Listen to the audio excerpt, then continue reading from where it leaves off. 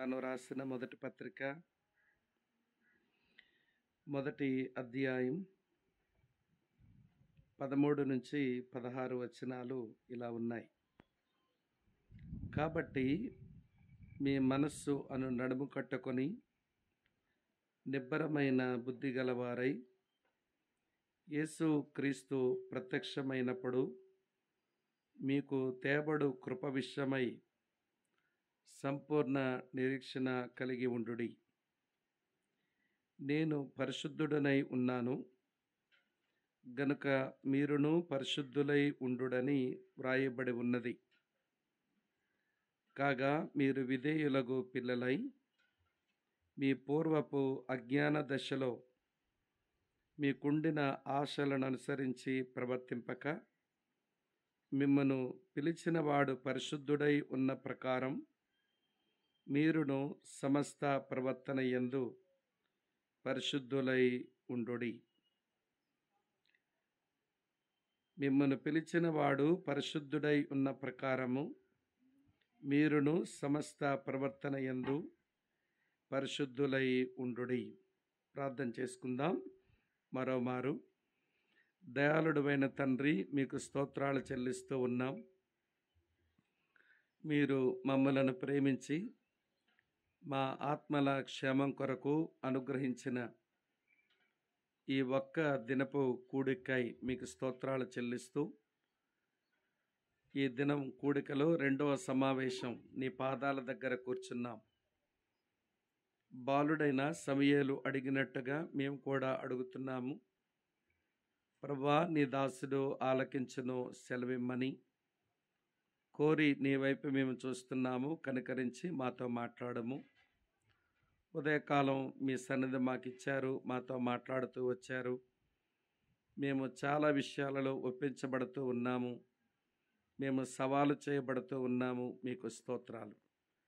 ఈ పూట కూడా మీ సన్నిధి మాకు సమృద్ధిగా ఇచ్చి మాతో మాట్లాడమని యేసుక్రీస్తు వారి యొక్క ఉన్నత నామంలోనే స్తుతులు చెల్లించి ఆరాధించి ప్రార్థిస్తున్నాము తండ్రి.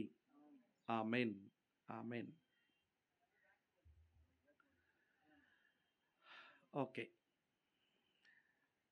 మధ్యాహ్నం భోజనమైన పిమ్మట కూడా మీరంతా ఈ స్థలంలో నిలిచి ఉండడం అది అభినందనీయం. ప్రభు నామంలో మిమ్మలను మనసారా అభినందిస్తూ ఉన్నాను. ప్రియులారా, ఈ ఒక్క దినపు కూడెక్కు దేవుడు తన దాసునికి ఇచ్చిన మూలవచనం, మిమ్మల్ని పిలిచిన వాడు పరిశుద్ధుడై ఉన్న ప్రకారము మీరును పరిశుద్ధులై ఉండండి, సమస్త ప్రవర్తన యందు పరిశుద్ధులై ఉండుడి. ఈ వచనాన్ని ఆధారంగా చేసుకుని మనం నమ్మిన దేవుడు పరిశుద్ధుడు. పరిశుద్ధుడైన ఆ ప్రభు మనం పరిశుద్ధులుగా ఉండాలని మనల్ని కోరుతా ఉన్నాడు. సరే, ఈ రోజుల్లో మనందరి ఆధ్యాత్మిక జీవితంలో వ్యక్తిగతంగా పరిశుద్ధత లోపించడానికి 5 కారణాలు మీతో పంచుకుంటూ వచ్చాను. ఈ పూట మన వ్యక్తిగతంగా పరిశుద్ధంగా ఉండడానికి ఆయన ఇచ్చినటువంటి సాధనమును ఉపయోగించుకుని వ్యక్తిగత పరిశుద్ధతలో మనం పెంపారినట్లు దేవుని వాక్యం నుంచి కొన్ని తలంపులు మనం ఈ సాయంత్రం నేర్చుకుంటాం. నేను ఈరోజు ఉదయం దేవుని వాక్యం చెప్పినప్పుడు కూడా ఆరంభంలో ఒక ప్రశ్న మిమ్మల్ని అడిగాను. దేవుని కృపకు వ్యతిరేకంగా నిలబడేదేంటి అని అంటే అది ధర్మశాస్త్రమే. ధర్మశాస్త్రం క్రిందున్న బ్రతుకు ఒకటి, కృపా సత్యాల కింద ఉన్న జీవితం మరొకటి. ధర్మశాస్త్రం కింద ఉన్న జీవితానికి, కృప కింద ఉన్న జీవితానికి బోల్డంత వ్యత్యాసం ఉంది. నేను లేఖనాలు చదువుతా ఉన్నప్పుడు నాకు అర్థమైన విషయం మీతో చెప్తాను, వినండి. దేవుడు ఐగుప్తు దేశంలో ఇశ్రాయేలు ప్రజలను ఉంచినప్పుడు ఐగుప్తు దేశంలో కార్యనియామకులు వారి మీద కొన్ని పనులు పెట్టారు. వారు చేయవలసిన పనులేమిటి అంటే మట్టి తొక్కాలి, ఇటుకలు చెయ్యాలి, గోడ కట్టాలి. కానీ దానికి కావలసినటువంటి ముడిసరుకులు మాత్రం ఇవ్వరు. గడ్డి ఇవ్వరు, కొయ్యకాలు ఇవ్వరు.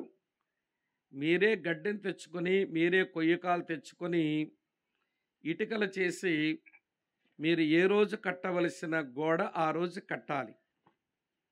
ఒకవేళ అలా చెయ్యకపోతే ఐగుప్తు కార్యనియామకులు వారి వెనుక ఉండి కొరడాలతో కొడతా ఉన్నారు. ఇది ఐగుప్తు దేశంలో ఇశ్రాయేలీలు జీవించిన జీవితం. అయితే దేవుడు వారిని విమోచించి బయటకు తెచ్చిన తర్వాత దేవుడేమీ పనివ్వకుండా ఉండలేదు. ఇప్పుడు దేవుడిచ్చిన పనేమిటి అంటే ఏ రోజు చేయవలసిన పని, అదే ప్రయాణం, ఆ రోజు చేసి ముగించాలి. ఏ రోజు చేయవలసినటువంటి వారి యాత్ర వారు చేసి ముగించాలి. అయితే ఈరోజు మీరు యాత్ర చేయడానికి ఆయన ముందుండి నడుస్తున్నాడు. పగటిపూట మేఘస్తంభాన్ని, రాత్రిపూట అగ్నిస్తంభాన్ని ఇచ్చి నడిపిస్తూ ఉన్నాడు. ఐగుప్తులో ఉన్నప్పుడు వాళ్ళ జీవితం, ఐగుప్తు నుండి విమోచించబడిన జీవితం ఎంత వ్యత్యాసం ఉందో చూడండి. ఐగుప్తీయులు ఇశ్రాయేలు మీద పెట్టిన కోట, ఏ రోజు చేయవలసిన ఇటుకలు ఆ రోజు చెయ్యాలి. దాని కొరకు మీరు మట్టి తొక్కండి, మీరు ఇటుకలు చెయ్యండి, గోడ కట్టండి. కానీ మేమేమి రా మెటీరియల్ ఇవ్వం, మీకు గడ్డి ఇవ్వము, కర్ర ఇవ్వము. మీరే వెతికి తెచ్చుకొని ఏ రోజు చేయవలసిన ఇటుకలు ఆ రోజు చేయకపోతే మీకు కొరడా దెబ్బలే. ఇప్పుడు ప్రభు వారిని విమోచించి బయటకు తెచ్చిన తర్వాత నేను మీకు కోట విధిస్తున్నా. నేను మీకు విధించిన నా కోట ఏంటనంటే ఏ రోజు చేయవలసిన ప్రయాణం ఆ రోజు మీరు చెయ్యాలి. అయితే మీ ప్రయాణానికి కావలసిన రిసోర్స్, వనరులు నేను సమకూరుస్తా. నేను ముందుండే నడుస్తాను, నా వెనకాల రండి. పగలేమో మీకు మేఘస్తంభం, రాత్రేమో అగ్నిస్తంభం. ఇది ధ్యానిస్తూ ఉన్నప్పుడు నాకు అర్థమైన విషయం ఏంటనంటే ధర్మశాస్త్రం లేదా ఒక మతం కింద మనిషి ఉన్నప్పుడు పవిత్రంగా జీవించమనే మతము చెప్తుంది, ధర్మశాస్త్రం చెప్తుంది. కానీ దానికి కావలసినటువంటి ముడిసరుకులు ఇవ్వదు. మతం ఎలాంటిదో చెప్పనా? ఏ మతమైనా, హైందవ మతమైనా, ఇస్లాం మతమైనా, హిందూ మతమైనా, ఏ మతం చెడిపోమని చెప్తుంది చెప్పండి? అన్ని మతాలు పవిత్రంగా జీవించమని చెప్తాయి. కానీ పవిత్రంగా జీవించడానికి అవి ముడిసరుకులు ఇవ్వలేవు. మీకు అర్థమయ్యేలా చెప్తాను. మతాలన్నీ అంటాయంట ఆకాశం వరకు ఎగర్రా అంటాయంట. సరే, ఎగరాల నాకుంది, మరి రెక్కలిచ్చినోడేడి? మరి ఎగరడానికి రెక్కలివ్వకపోతే నేనేమి ఎగురుతాను? ఈ ప్రపంచంలో ఉన్న అన్ని మతాలు చివరికి ధర్మశాస్త్రం కలిగిన యోధా మతం కూడా మీరు పవిత్రంగా జీవించాలి అని చెప్పేది. కానీ పవిత్రంగా జీవించడానికి కావలసిన ముడిసరుకులు ఇవ్వలేదు. ఇది మనం ఐగుప్తు దేశంలో ఇశ్రాయేలు ప్రజలు జీవించిన జీవితం లాంటిదన్నమాట. దేవుడు వారిని విమోచించి బయటకు తెచ్చిన తర్వాత ఈరోజు కూడా విచ్చలవిడిగా వదిలిపెట్టలేదు ఆయన. ఇప్పుడు నా కోట ఉంది, అప్పుడు మీకు వాళ్ళు పెట్టిన కోట ఇటుకలు చేసి గోడ కట్టాలి. ఇప్పుడు నేను మీ ముందుంచిన కోట ఏ రోజు చేయవలసిన ప్రయాణం ఆ రోజు మీరు చెయ్యాలి. అయితే ఈ ప్రయాణం చేయడానికి కావలసిన ముడిసరుకులైతే నేను ఏర్పాటు చేస్తున్నా. ఇశ్రాయేలు సైన్యముకు ముందు నడిచిన దైవంగా నేను ముందు నడుస్తాను, నా వెనకాల రండి. తర్వాత పగలు ఎండ దెబ్బకు ఇబ్బంది పడకుండా పైన మేఘస్తంభం పెడతాను, నీడలో నడవండి. రాత్రి మీకు వెలుగు కావాలి గనక వెలుగు స్తంభాన్ని కూడా పెడతాను, వెలుగులో నడవండి. చూసారు ఎంత వ్యత్యాసం ఉందో? ఇశ్రాయేలు ప్రజలందరూ ఐగుప్తు దేశంలో ఉన్నప్పుడు వారి ముందు ఒక కోట ఉంది, కానీ అది నెరవేర్చడానికేమో సరైన ముడిసరుకులు ఇవ్వలేదు. అలాగనే ఇప్పుడు విమోచించబడిన తర్వాత ఈరోజు కూడా కోట ఉంది, కానీ నెరవేర్చడానికి ఆయన వినండి ముడిసరుకులను అందుబాటులో ఉంచాడు. ఇంకో విషయం మీతో చెప్తాను వినండి. ఐగుప్తీయులు ఏ రోజు కోట ఆ రోజు చేయకపోతే వెనకాలుండి కొడుతున్నారు. కానీ ఈయన ఐగుప్తు నుంచి విమోచించిన తర్వాత ఏ రోజు చేయవలసిన ప్రయాణం ఆ రోజు చేయడానికి ఆయన వెనకాలుండి కొట్టడం లేదు, ముందుండి నడిపిస్తున్నాడు. ఇది కొంచెం మీరు బాగా ధ్యానం చేస్తే మతములో బతకడానికి, మార్గంలో జీవించడానికి ఉన్న వ్యత్యాసం మనకు అర్థమవుతుంది. ఈ ప్రపంచంలో అన్ని మతాలు నీతిగా బతకమంటాయి, పరిశుద్ధంగా జీవించమంటాయి. కానీ పరిశుద్ధంగా జీవించడానికి కావలసినంత ముడిసరుకులు ఇవ్వలేవు. యేసుక్రీస్తునందు క్రైస్తవ్యానికి ఒక్కదానికే ఉన్న విశిష్టత ఏమిటి అంటే, యేసు ప్రభు క్రైస్తవ్యం కూడా పరిశుద్ధులుగానే జీవించండి అంటుంది. కానీ పరిశుద్ధ జీవితం జీవించడానికి కావలసినంత ముడిసరుకులను ఆయన అందుబాటులో ఉంచినవాడు. నేను ఉదయం చెప్పిన మాటలు విన్న తర్వాత పరిశుద్ధులుగా జీవించడానికి ఇన్ని లోపాలు పెట్టుకొని పరిశుద్ధ జీవితం ఏం జీవిస్తాము? నేను మీకు సైతాను గుసగుసలాడితే మీకు వినబడుతుంది. దేవుడు మెగాఫోన్లు అరిచినా వినబడదు, కానీ సైతాను చెవిలో గుసగుసలాడితే బాగా వినబడతా ఉంటుంది మనకి. ఇందాక సైతాన్ ఏమని ఉంటాడో చెప్పనా మీ చెవిట్లో? ఆడి భాష నాకు బాగా తెలుసునండి, మేనమామే కదా, వాడి భాష మనకు బాగా తెలుసు. వాడు అంటాడు, పరిశుద్ధంగా జీవించమని ఇంత గట్టిగా చెప్పాడు స్వామి బ్రదరు, అసలు పరిశుద్ధంగా జీవించమంటే తేలిక అనుకుంటున్నారా? మీ వల్లయ్యే పనే ఉత్తుతుదే. మీరు కూర్చొని విన్నారు కానీ మీరు పరిశుద్ధంగా ఉండలేరు. అది మీ వల్ల కాదు, మీరు జీవించలేరు, పరిశుద్ధత మీ చేత కాదు అని వాడు చెవిలో విస్పరింగ్, అదే గుసగుసలాడుతూ ఉండుంటాడు.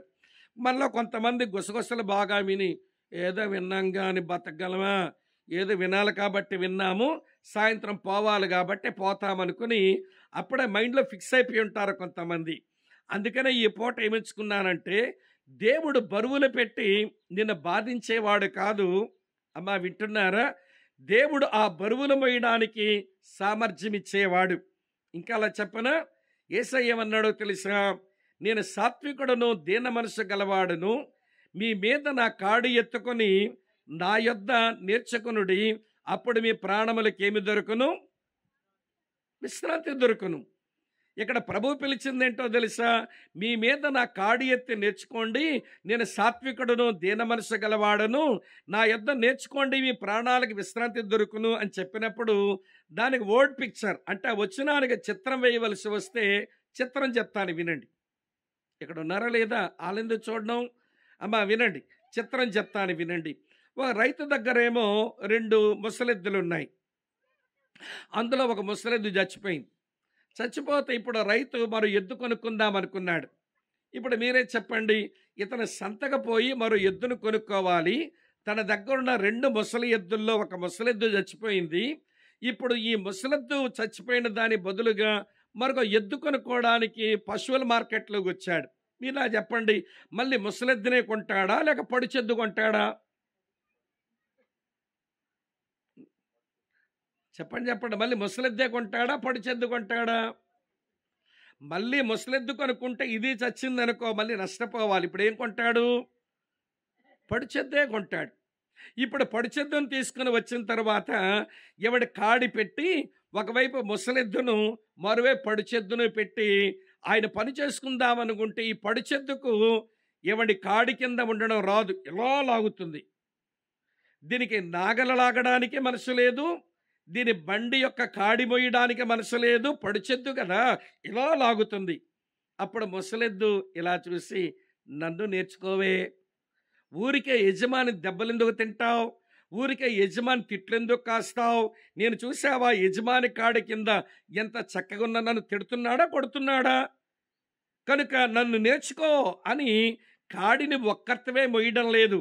ఒకవైపు నేనున్నానుగా, మరోవైపు అవతల వైపు నీవున్నావు, చక్కగా నడుద్దాం పదా ఇద్దరమని నన్ను నేర్చుకోవే అని చూస్తుందట. ఆ ముసలిద్దు ఎవరో తెలుసా?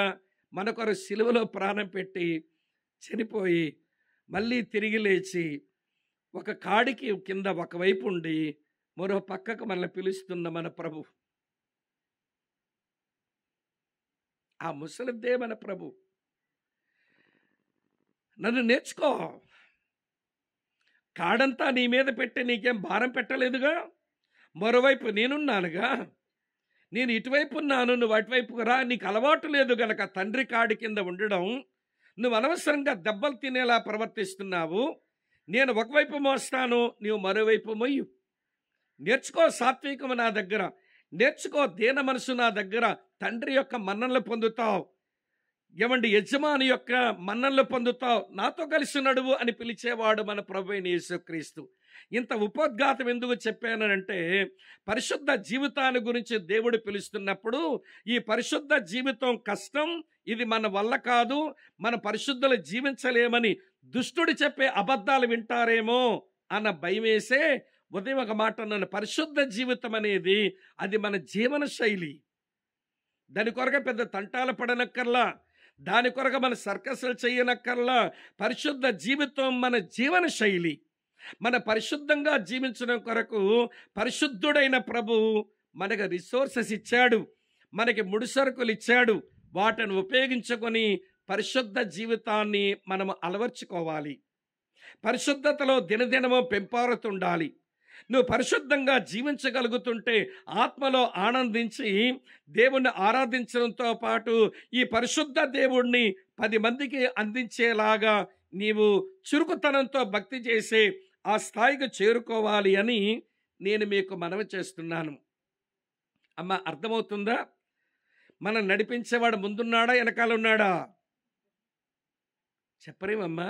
వెనకాలుండి కొట్టేవాడు ఐగుప్తు కార్య నియామకుడు, ముందుండి నడిపించేవాడు ఇశ్రాయేలు నడిపించు దైవం. వెనకాలుండి బాధించేది మతం, ముందుండి నడిపించేది మార్గం. కోటాలు ఇద్దరు ఇస్తారు, కానీ ఒకరు కోటా ఇస్తారు కానీ చెయ్యమని దాన్ని నెరవేర్చడానికి సామర్థ్యం ఇవ్వరు.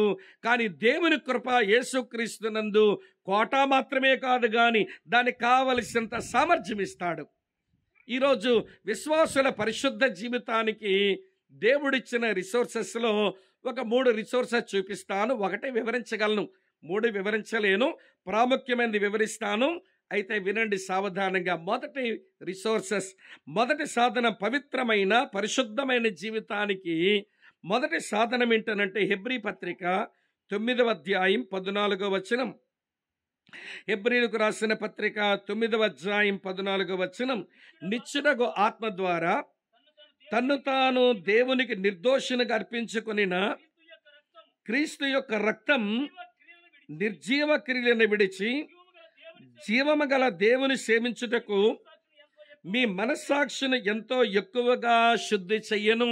మనల్ని పిలిచిన దేవుడు పరిశుద్ధుడు, మనల్ని పరిశుద్ధులుగా ఉండమని పిలుపునిచ్చాడు.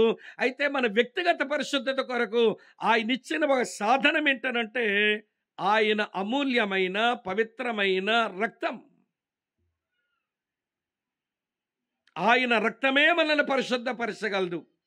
2000 సంవత్సరాల క్రిందట ఆ కల్వరి కొండ మీద ఆ శిలువలో నుంచి వేలాడిన మన ప్రభు యొక్క రక్తధారలు అవి ఎండిపోలేదు. ఇంకా 2000 సంవత్సరాల క్రిందట శిలువలో కార్చిన ఆ రక్తధారలు, అమ్మా వినండి, అవి ఆగిపోలేదు ఎక్కడ.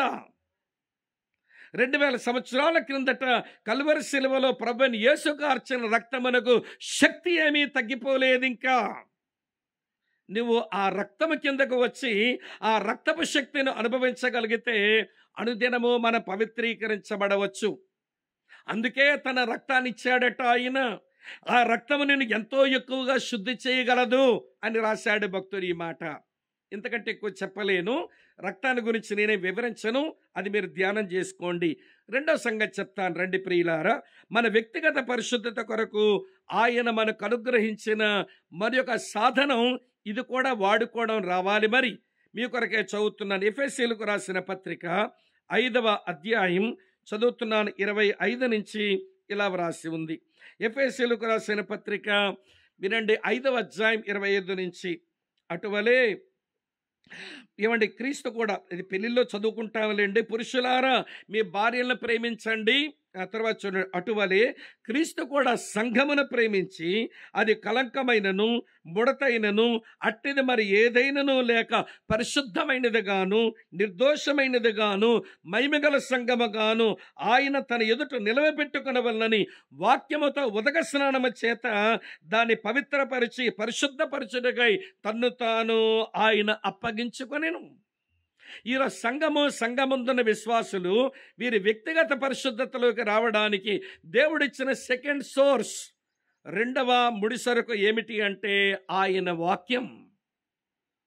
ఆయన వాక్యము మనను పరిశుద్ధపరచగలదు. అమ్మ, ఆలకిస్తున్నారా ఈ మాట? అందుకని యేసు ప్రభువారు ఈ మాట అన్నారు. యోహాను సువార్త 15వ అధ్యాయం 3వ వచనంలో, యోహాను సువార్త 15వ అధ్యాయం 3వ వచనంలో, ఇప్పుడు నా మాటను బట్టి మీరు పవిత్రులై ఉన్నారు అన్నాడు.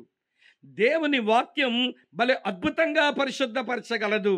ఎందుకండి ఇన్ని మీటింగులు పెడతారు దేవుని దాసులు? ఏమంటే ఎన్నిసార్లు అండి మనల్ని రమ్మని పిలుస్తారు? ఆదివారం వెళ్తున్నాగా, మధ్యలో బైబిల్ స్టడీకి రమ్మని పిలుస్తారు, మధ్యలోనేమో గృహకూడికి రమ్మని పిలుస్తారు, మళ్ళీ మధ్యలోనేమో సంఘ ప్రార్థనకు రమ్మని పిలుస్తారు. ఇన్నిసార్లు వచ్చి వాక్యం వినాలా? అవునవునవును. దేవుని వాక్యం అది ఒక నీటి ప్రవాహం లాంటిది. నీ మీద ఉన్న ఈ లోకమాలిన్యాలు, ఈ లోక కలంకాలు, నీలో ఉన్న ముడతలు మచ్చలన్నీ ఈ వాక్యం ముందుకు వచ్చినప్పుడు ఆ వాక్యముతో ప్రభు కడుగు పరిశుద్ధపరుస్తాడట. అందుకే వాక్యం దొరికినప్పుడంతా వాక్యం ముందుకు వచ్చి కూర్చుంటేనే పవిత్రీకరించబడతాం. ఇక్కడ ఉన్నారా లేదా? యేసు రక్తం, యేసు వాక్యం పరిశుద్ధ జీవితానికి దేవుడిచ్చిన సాధనాలు. ఆయన రక్తమును ఉపయోగించి ఆ రక్తశక్తి కింద ఉండకపోయినా, ఆయన వాక్యమును ఉపయోగించుకొని వాక్య ప్రభావాన్ని అనుభవించకపోయినా మన పరిశుద్ధులం అవ్వటం అనేది దుర్లభమైపోతుంది. ఇది మీరు గమనించాలి. ఎందుకంటే ఎక్కువ చెప్పలేను, వాక్యం గురించి వివరిస్తే మళ్ళీ గంట అవుతుంది కనుక ఎప్పుడైనా దాని సంగతి చూద్దాం. మూడో చెప్తాను రండి, అది ఎక్కువ వివరిస్తా. అది ఈ రోజుల్లో అవసరమని అనిపించి అదొక్కటే చెబుదాం అనుకుంటున్నాను. రక్తపు శక్తి, రక్తము ద్వారా వచ్చే విశ్వాసుల పవిత్రత ఉంది. వాక్యపు శక్తి, వాక్యము ద్వారా వచ్చే వ్యక్తిగత పరిశుద్ధత ఉంది. ఇవన్నీ నేర్చుకోవాలి. రక్తమును అనుదినము ఉపయోగించుకోవడం, వాక్యమును అనుదినము ఉపయోగించుకోవడం, అది మనకు అలవాటు కావాలి.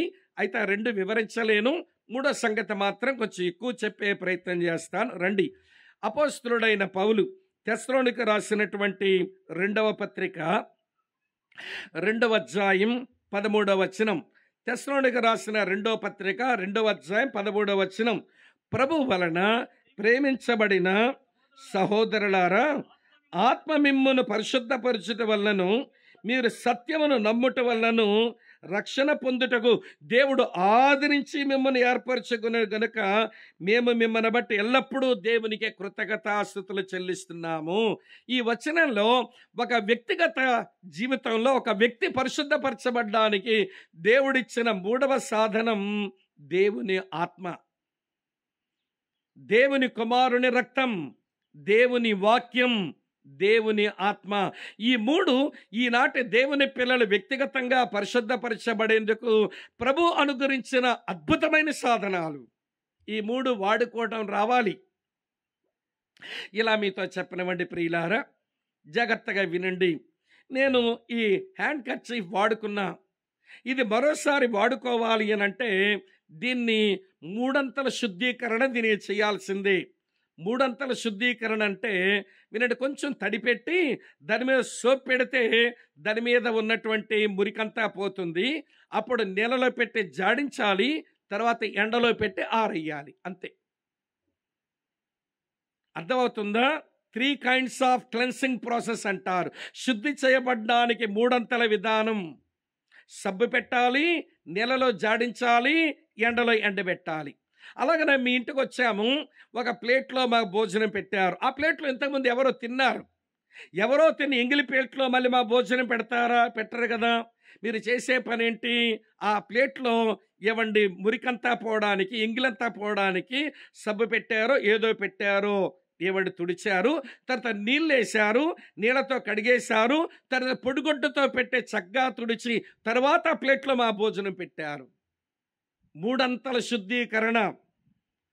బట్టకైనా పాత్రకైనా మూడంతల శుద్ధీకరణల అవసరమో ఒక క్రైస్తవ విశ్వాసి, ఒక సంఘములోని దేవుని బిడ్డ తను వ్యక్తిగతంగా పరిశుద్ధంగా జీవిస్తూ బ్రతకాలి అని అంటే, అమ్మ వింటున్నారా, స్థానములో పరిశుద్ధత వచ్చింది, సంతోషమే.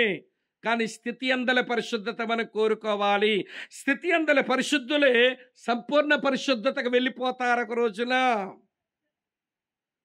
కాబట్టి స్థితి అందల పరిశుద్ధ జీవితం కొరకు యేసు రక్తం ఒక సబ్బు లాంటిది, యేసు వాక్యం ఒక నీళ్ళ లాంటిది, యేసు ఆత్మ వేడినిచ్చేటువంటి ఒక సాధనం అన్నమాట. అమ్మ అర్థమవుతుందా, వ్యర్థమవుతుందా?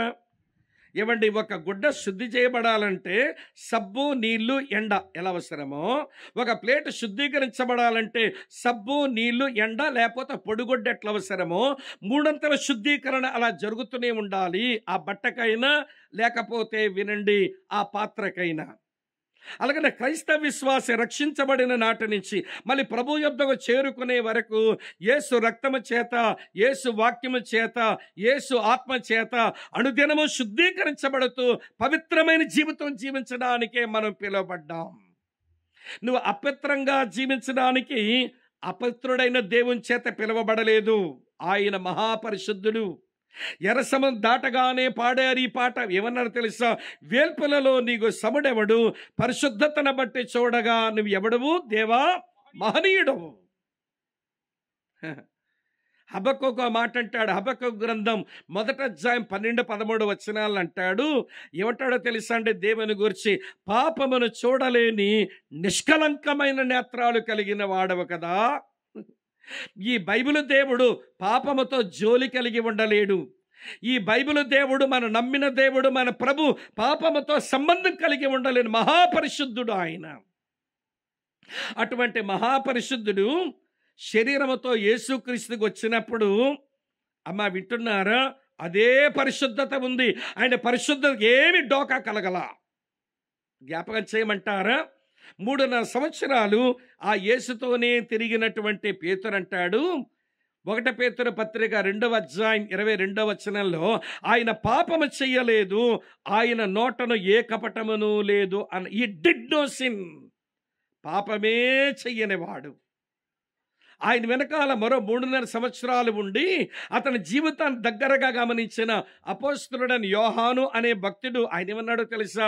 1 యోహాను 3:5లో ఉంటుంది, పాపములను తీసివేయుటకు ఆయన ప్రత్యక్షమాయెను, ఆయనందు పాపమేమీయూ లేదు. ఈ హ్యాడ్ నో సిన్, పాపమే లేనివాడు. పేతురు అన్నాడు పాపమే చెయ్యనివాడు, యోహాను అన్నాడు పాపమే లేనివాడు. మరొక ఆయన తరువాత రోజుల్లో అపోస్తలుడై ఆయన ఒక మాట రాశాడు. 2 కొరింథీ పత్రిక 5:21 అంటాడు, పాపము ఎరుగని ఆయన మన కోసం పాపముగా చేయబడిన. పాపిగా కాదు, పాపిగా చేయబడలేదు. యేసు ఎప్పుడు పాపి కాడు, పాపముగా చేయబడ్డాడు. మనుషులందరి పాపం తన మీద మోపబడగా ఆయన పాపముగా చేయబడిన వాడు. అందుకనే పౌలు ఏమి రాశాడో తెలుసా? ఆయన పాపమే ఎరగనివాడు. ఈ న్యూ నో సిన్, పాపమే ఎరగనివాడు. పాపము చెయ్యలేదు, వింటున్నారా లేదా? ఎవడి పాపమే లేదు, పాపమే ఎరగనివాడు. మొత్తానికి ఎందుకన్నట్టుగా హెబ్రీ పత్రిక 7వ అధ్యాయం 25వ వచనంలో ఆయన పవిత్ర జీవితం అంతా ఒక నట్షల్, ఒక చిన్న గుంపుగా రాసేశాడు భక్తుడు. ఒక మాట హెబ్రీ పత్రిక 7:25లో ఉంటుంది. ఏమని రాస్తుంటుందో తెలుసా ప్రియులారా? పవిత్రుడను, నిర్దోషియు, నిష్కల్మషుడును, పాపులలో చేరక ప్రత్యేకించబడిన వాడైన ఇట్టి ప్రధాన యాజకుడు మనకు సరిపోయిన వాడు. అమ్మ అర్థమవుతున్నదా? అపిత్రంగా ఉండడానికి నేను పిలవలా. ఎందుకు? ఆయన అపిత్రుడు కాదు, ఆయన పరిశుద్ధ దేవుడు. ఆయన పరిశుద్ధంగా ఉండడానికే పిలిచాడు. పిలిచిన దేవుడు పరిశుద్ధ జీవితం భారమన్నట్టుగా నీ మీద బరువులు పెట్టలేదు. ఆయన నువ్వు పరిశుద్ధంగా జీవించడానికి తన రక్తం ఇచ్చాడు, నువ్వు పరిశుద్ధంగా జీవించడానికి తన వాక్యం ఇచ్చాడు, నువ్వు పరిశుద్ధంగా జీవించడానికి తన ఆత్మనిచ్చాడు. బరువులు పెట్టి నిన్ను కృంగదీసే దేవుడు కాదు. పరిశుద్ధ జీవితం ఈ మూడింటిని ఉపయోగించుకొని అనుదినము పరిశుద్ధంగా బ్రతకమని పిలుస్తుండగా ఆయన రక్తం, ఆయన వాక్యం మీరు ధ్యానం చేసుకోండి. నేను మాత్రం ఆత్మను గురించి చెప్పి ముగిస్తా. ఎందుకంటే ఆత్మను గురించే కదా ఈ క్రైస్తవ్యంలో గందరగోళాలు ఎక్కువైపోయినాయి.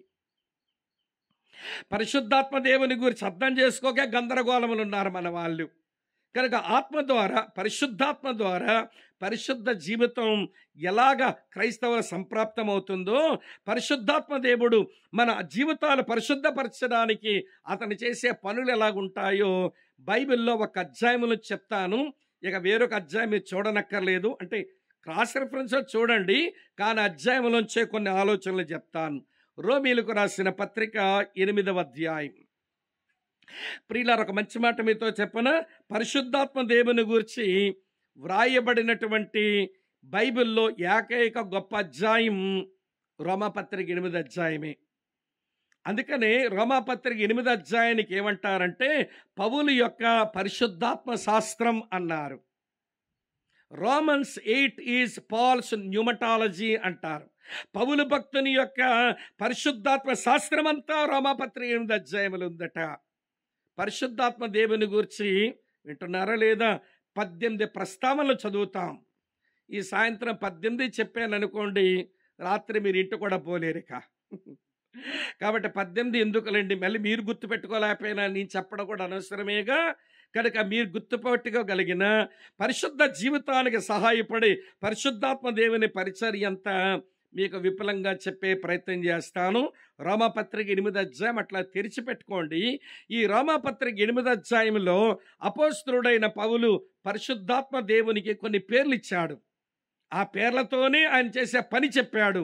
ఆ పని మనల్ని పరిశుద్ధపరిచే పని. అది మీకు వివరించేలాగా ప్రయత్నం చేస్తాను.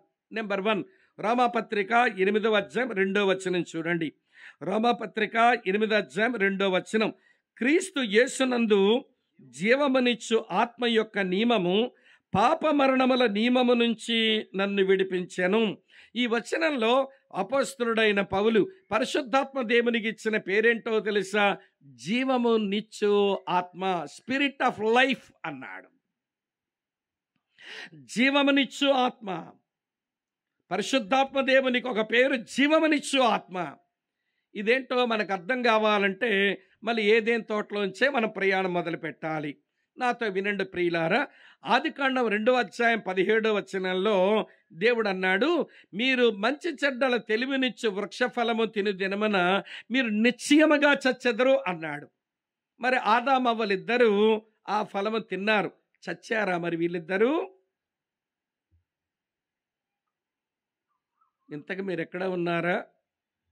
డోకిపర్లోనున్నారా తల్లి? చెప్పండి, ఏమన్నాడు ప్రభు? ఆదికాండం 2వ అధ్యాయం 17వ వచనంలో మంచి చెడ్డల తెలివినిచ్చు వృక్షఫలము తినుదినమన మీరు నిశ్చయముగా చచ్చెదరన్నాడు. ఇద్దరు తిన్నారు. చచ్చారా వీళ్ళిద్దరూ? ఏమిటి మీ మౌనానికి అర్థం? మీ మౌనానికి అర్థం ఏంటో? చచ్చారా లేదంటే మీరు మాట్లాడలేండి, నేను మాట్లాడతా. మైక్ నాకు ఇచ్చారుగా. ఏమంటే చచ్చారా లేదంటే ముమ్మాటికి చచ్చారు. అదేంటండి, ఆదామవ్వలు బతికే ఉన్నారు కదా అంటే, ఇవ్వండి మనం చూడ్డానికి బతికే ఉన్నారు కానీ అక్కడ చావు అంటే అర్థం ఏంటో తెలుసా? నిశ్చయముగా చచ్చెదరు. చావు అంటే అర్థం ఏంటో తెలుసా? దేవునితో ఎడబాటు, సపరేషన్ ఫ్రమ్ లివింగ్ గాడ్. జీవము గల దేవుని నుంచి వేరైపోయారు. దీనికే పౌలు భాషలో ఎఫెసీ పత్రిక 2వ అధ్యాయం 1వ వచనంలో పౌలు రాస్తుంటాడు, అపరాధముల చేతను పాపముల చేతను ఏమైనారు? చచ్చినవారు. దేవునితో ఎడబాటే ఆధ్యాత్మిక మరణమే ఆ చావు. ఒకటి. మరి శరీరానికి చావు రాలేదా అంటే ఆ చావు మొదలెట్టిందంతే. ఏమండి, ఏదో ఒక రోజు ఆదామవ్వలు ఇద్దరు చావాల్సినోలే. చావుకే తిన్నారుగా ఫలం. శారీరక చావు మొదలయ్యింది, ఆధ్యాత్మిక చావు వెంటనే వచ్చింది. ఇప్పుడు అవ్వలు ఎట్లాంటి వాళ్ళు తెలుసా? చూడ్డానికి మనుషులు బ్రతికే ఉన్నారు కానీ వాళ్ళ హృదయంలో ఉండవలసిన దేవుని జీవం అది ఎడబాసింది. వాళ్ళు జీవవృక్ష ఫలమే తినుంటే జీవముతో నింపబడి ఉండే వాళ్ళు మంచి చెడ్ల తెలివినిచ్చే వృక్ష ఫలము తిని దేవునితో ఎడబాటులోనికి వచ్చి లోపల ఉన్న జీవం మిస్ అయిపోయింది. ఎప్పుడైతే లోపల ఉన్న జీవం ఎగిరిపోయిందో ఇప్పుడు వీళ్ళు ఏమైపోయారో తెలుసా? పాప మరణముల నియమం కిందకి పోయారు. బాగా అర్థం చేసుకోవడానికి ప్రయత్నం చేయండి. పాప మరణముల నియమం కిందకు పోయారు. పాప మరణముల నియమం అంటే ఏంటో చెప్పనా మీకు? అమ్మా వినండి. పాప మరణముల నియమం ఏంటంటో చెప్పనా? చెయ్యగోరు మేలు చెయ్యలేకుండా ఉండడం, చెయ్యకూడని పాడు పనే పదే పదే చేయటం, అదే పాప మరణముల నియమం. అమ్మా వింటున్నారా? అమ్మ అక్క తాగేసి పక్కన పెట్టండి, నీళ్ళు పంచుకోకండి. నీళ్ళు తాగే హక్కు ఎవరికైనా ఉంటే నాకే ఉంటుంది. అరుస్తున్నా. నేను నీళ్ళు తాగను, తాగిన వాళ్ళు తాగనివ్వను. అక్క తెచ్చేసింది కాబట్టి వదిలేశాను మిమ్మల్ని. మీ ముందు పెట్టుకోండి. దెయ్యం ఏం చేస్తాడంటే డిస్ట్రాక్ట్ చేస్తాడు. ఈవిడ పెడతో పట్టిస్తాడు, వాక్య తలంపుల నుంచి మళ్ళీ పక్కతో పట్టించేస్తాడు వాడు ఇలాంటివన్నీ చేస్తుంటే. అమ్మ అర్థమవుతుందని నేను చెప్పే విషయం. సరే వినండి. ఇప్పుడు ఆదామవ్వలు ఏమైనారు అంటే, దేవుని జీవం ఎడబాసి ఉండగా ఆదాము దగ్గర నుంచి నీ వరకు, ఆదాము దగ్గర నుంచి నా వరకు మనుషులుగా పుట్టిన ప్రతి వాడు చెయ్యగోరు మేలు చెయ్యలేక చెయ్యకూడని కీడు చేసే మనుషులుగా మారిపోయాం. మళ్ళీ ఇప్పుడు మనం చెయ్యాలనుకున్న మేలు చేయగలగాలంటే, చెయ్యకూడదు అనుకున్న కీడు చేయకుండా ఉండాలంటే మళ్ళీ జీవం రావాలి లోపలికి. జీవం రావాలి లోపలికి. ఎట్లొస్తుంది? అమ్మ వింటున్నారా ఈ మాట? ఎట్లొస్తుంది? ప్రభు అయిన యేసుక్రీస్తు శిలువలో మరణించి ఆయన మృత్యుంజయుడిగా మళ్ళీ తిరిగి లేచి ఆయన వెళ్ళిపోయిన తరువాత నమ్మిన వాళ్ళలోనిగా జీవం ఇస్తున్నాడు. నమ్మిన వాళ్ళలోనికి తన జీవాత్మను పెడుతున్నాడు. 1 యోహాను పత్రిక 5:12 చూడండి. 1 యోహాను పత్రిక 5:12లో రాసి ఉంటుంది. 1 యోహాను పత్రిక 5:12 దేవుని కుమారుని అంగీకరించువాడు, చెప్పండి ఏమి గలవాడు? జీవము గలవాడు. దేవుని కుమారుని అంగీకరించిన వాడు ఏమి లేనివాడు? జీవము లేనివాడు. ఎవరైతే యేసుక్రీస్తుని నమ్మారో, ఆయన నామాన్ని అంగీకరించారో వారు జీవము గలవారు. ప్రియులారా వినండి. జీవము గలవారు ఎట్లయినామనంటే, జీవాత్మ లోపలికి వచ్చేసాడు. మన లోపలికి పరిశుద్ధాత్ముడు వచ్చాడు. పాపమును గూర్చి, నీతిని గూర్చి, తీర్పును గూర్చి ఒప్పించి ఆయన మన లోపలికి వచ్చాడు. ఇప్పుడు లోపలికి వచ్చిన జీవాత్మ ద్వారా చెయ్యాలనుకున్న మేలు చేయగలిగేవాడే నిజ క్రైస్తవుడు. చెయ్యకూడదనే పాడు పని చేయకుండా ఉండగలిగేవాడే నిజ క్రైస్తవుడు. కనుక జీవమునిచ్చాత్మ లోపలికి వచ్చి పాప మరణముల నియమము నుంచి విడిపిస్తాడట. ఇంకా మీకు బాగా అర్థమయ్యేలా చెప్తా.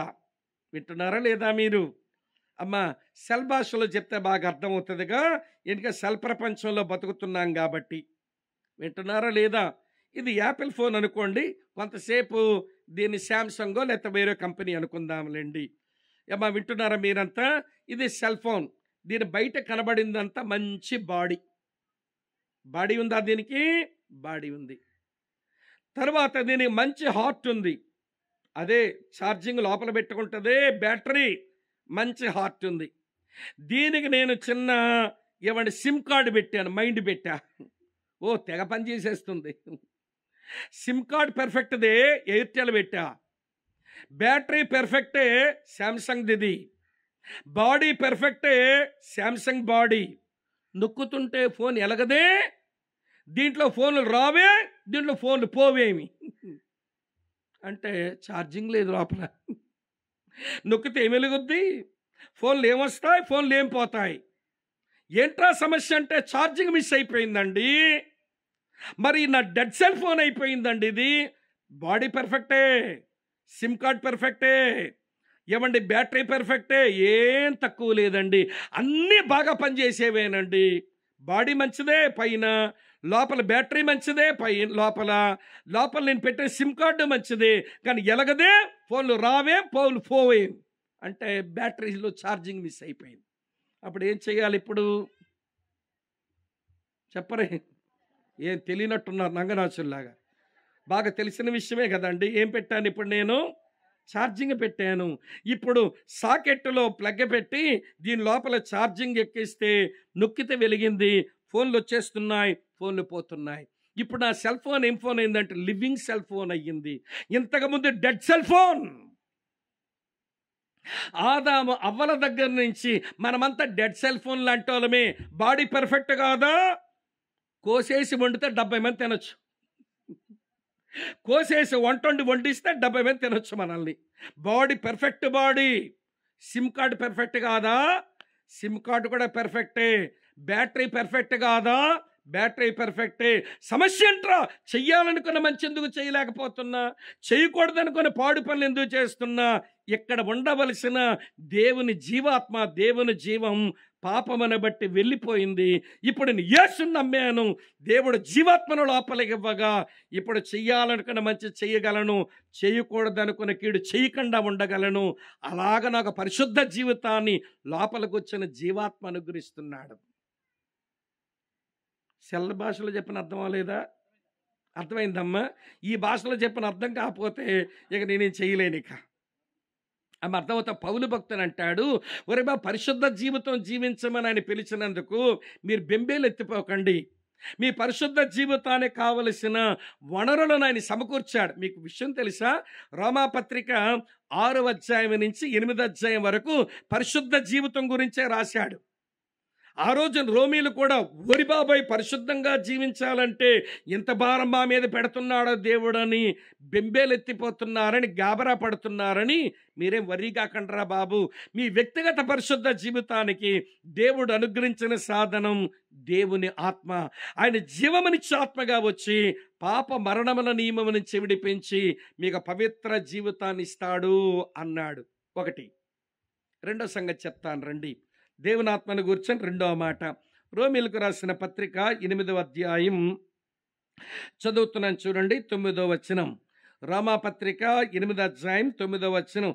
దేవుని ఆత్మ మీలో నివసించుచున్న ఎడల మీరు ఆత్మ స్వభావము గలవారే గాని శరీర స్వభావం గలవారు కారు అన్నాడు.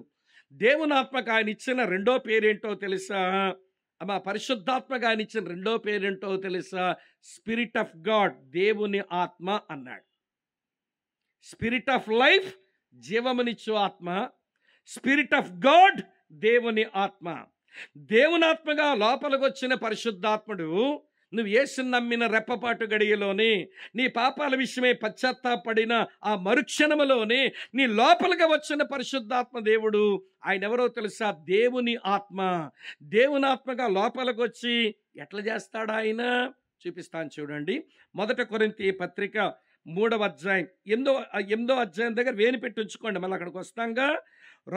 మొదటి పత్రిక కొరింథీ పత్రిక 3వ అధ్యాయం, మళ్ళీ రోమ 8కి వస్తాం, అది కలిపేకండి.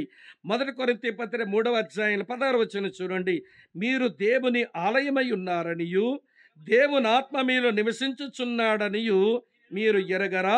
ఎవడైనను దేవుని ఆలయాన్ని పాడు చేస్తే దేవుడు వానిని పాడు చెయ్యను. దేవుని ఆలయం ఎట్లై ఉందట? పరిశుద్ధమై ఉన్నది, మీరు ఆ ఆలయమై ఉన్నారు. ఇప్పుడు పరిశుద్ధాత్ముడు దేవుని ఆలయముగా లోపలికి వచ్చి, అమ్మ, అక్క, చెల్లి వింటున్నారు, మనం ఎట్లా తయారు చేశాడో తెలుసా? దేవాలయాలుగా చేసేశాడు. మనమంతా ఎవరమో చెప్పమంటారా? మనము దేవాలయాలు. చెప్పండి ఒకసారి నోటితో, ఎవరు మీరంతా? దేవాలయాలు. మనం ఇటుక, రాళ్ళు, సిమెంట్తో కట్టుకున్నాము ఒక దేవాలయం. ఇటుక, రాళ్ళు, సిమెంటు, ఇనుము, కర్ర, దాంతో కట్టుకున్నాము ఒక దేవాలయం. ఆ దేవాలయం కదలని దేవాలయం. నిన్న చూస్తే అక్కడే ఉంది, ఈరోజు చూస్తే అక్కడ ఉంది, రేపు చూసిన అక్కడే ఉంటుంది, వచ్చే సంవత్సరం చూసినా అక్కడే ఉంటుంది. కదలని దేవాలయం అంతే. కదలని దేవాలయం మనుషులు కడతారు, కదలని దేవాలయాలు దేవుడు కడతాడు. దేవుని ఆత్మ లోపలికి వచ్చి మనల్ని కదులుచున్న దేవాలయాలుగా చేశారు. కదిలే దేవాలయాలు మనుషులు కట్టలేరు, దేవుడే కట్టాలి. కదలని దేవాలయమే మనం కట్టుకున్నాం. నిన్న అక్కడ ఉంది, ఈరోజు అక్కడ ఉంది, రేపు అక్కడే ఉంటుంది, అది కదలదు. కానీ కదులుచున్న దేవాలయం, ఈ దేవాలయం శ్రీకాకుళం నుంచి వచ్చింది, ఆ దేవాలయం మేరిగపూడి నుంచి వచ్చింది, ఆ దేవాలయం డోకిపరుది. కొత్త ఊర్లు తెలియలే నాకు, ఈ చుట్టుపక్కల ఊర్లో. ఇవన్నీ ఏంటంటే ఇవన్నీ కదులుచున్న దేవాలయాలు. మీకు మంచి విషయం చెప్పనా? కదులుచున్న దేవాలయాలన్నీ కలిసి కదలని దేవాలయంలో కూర్చుంటే అక్కడ దేవుని తేజోమహిమ నిలుస్తుందట.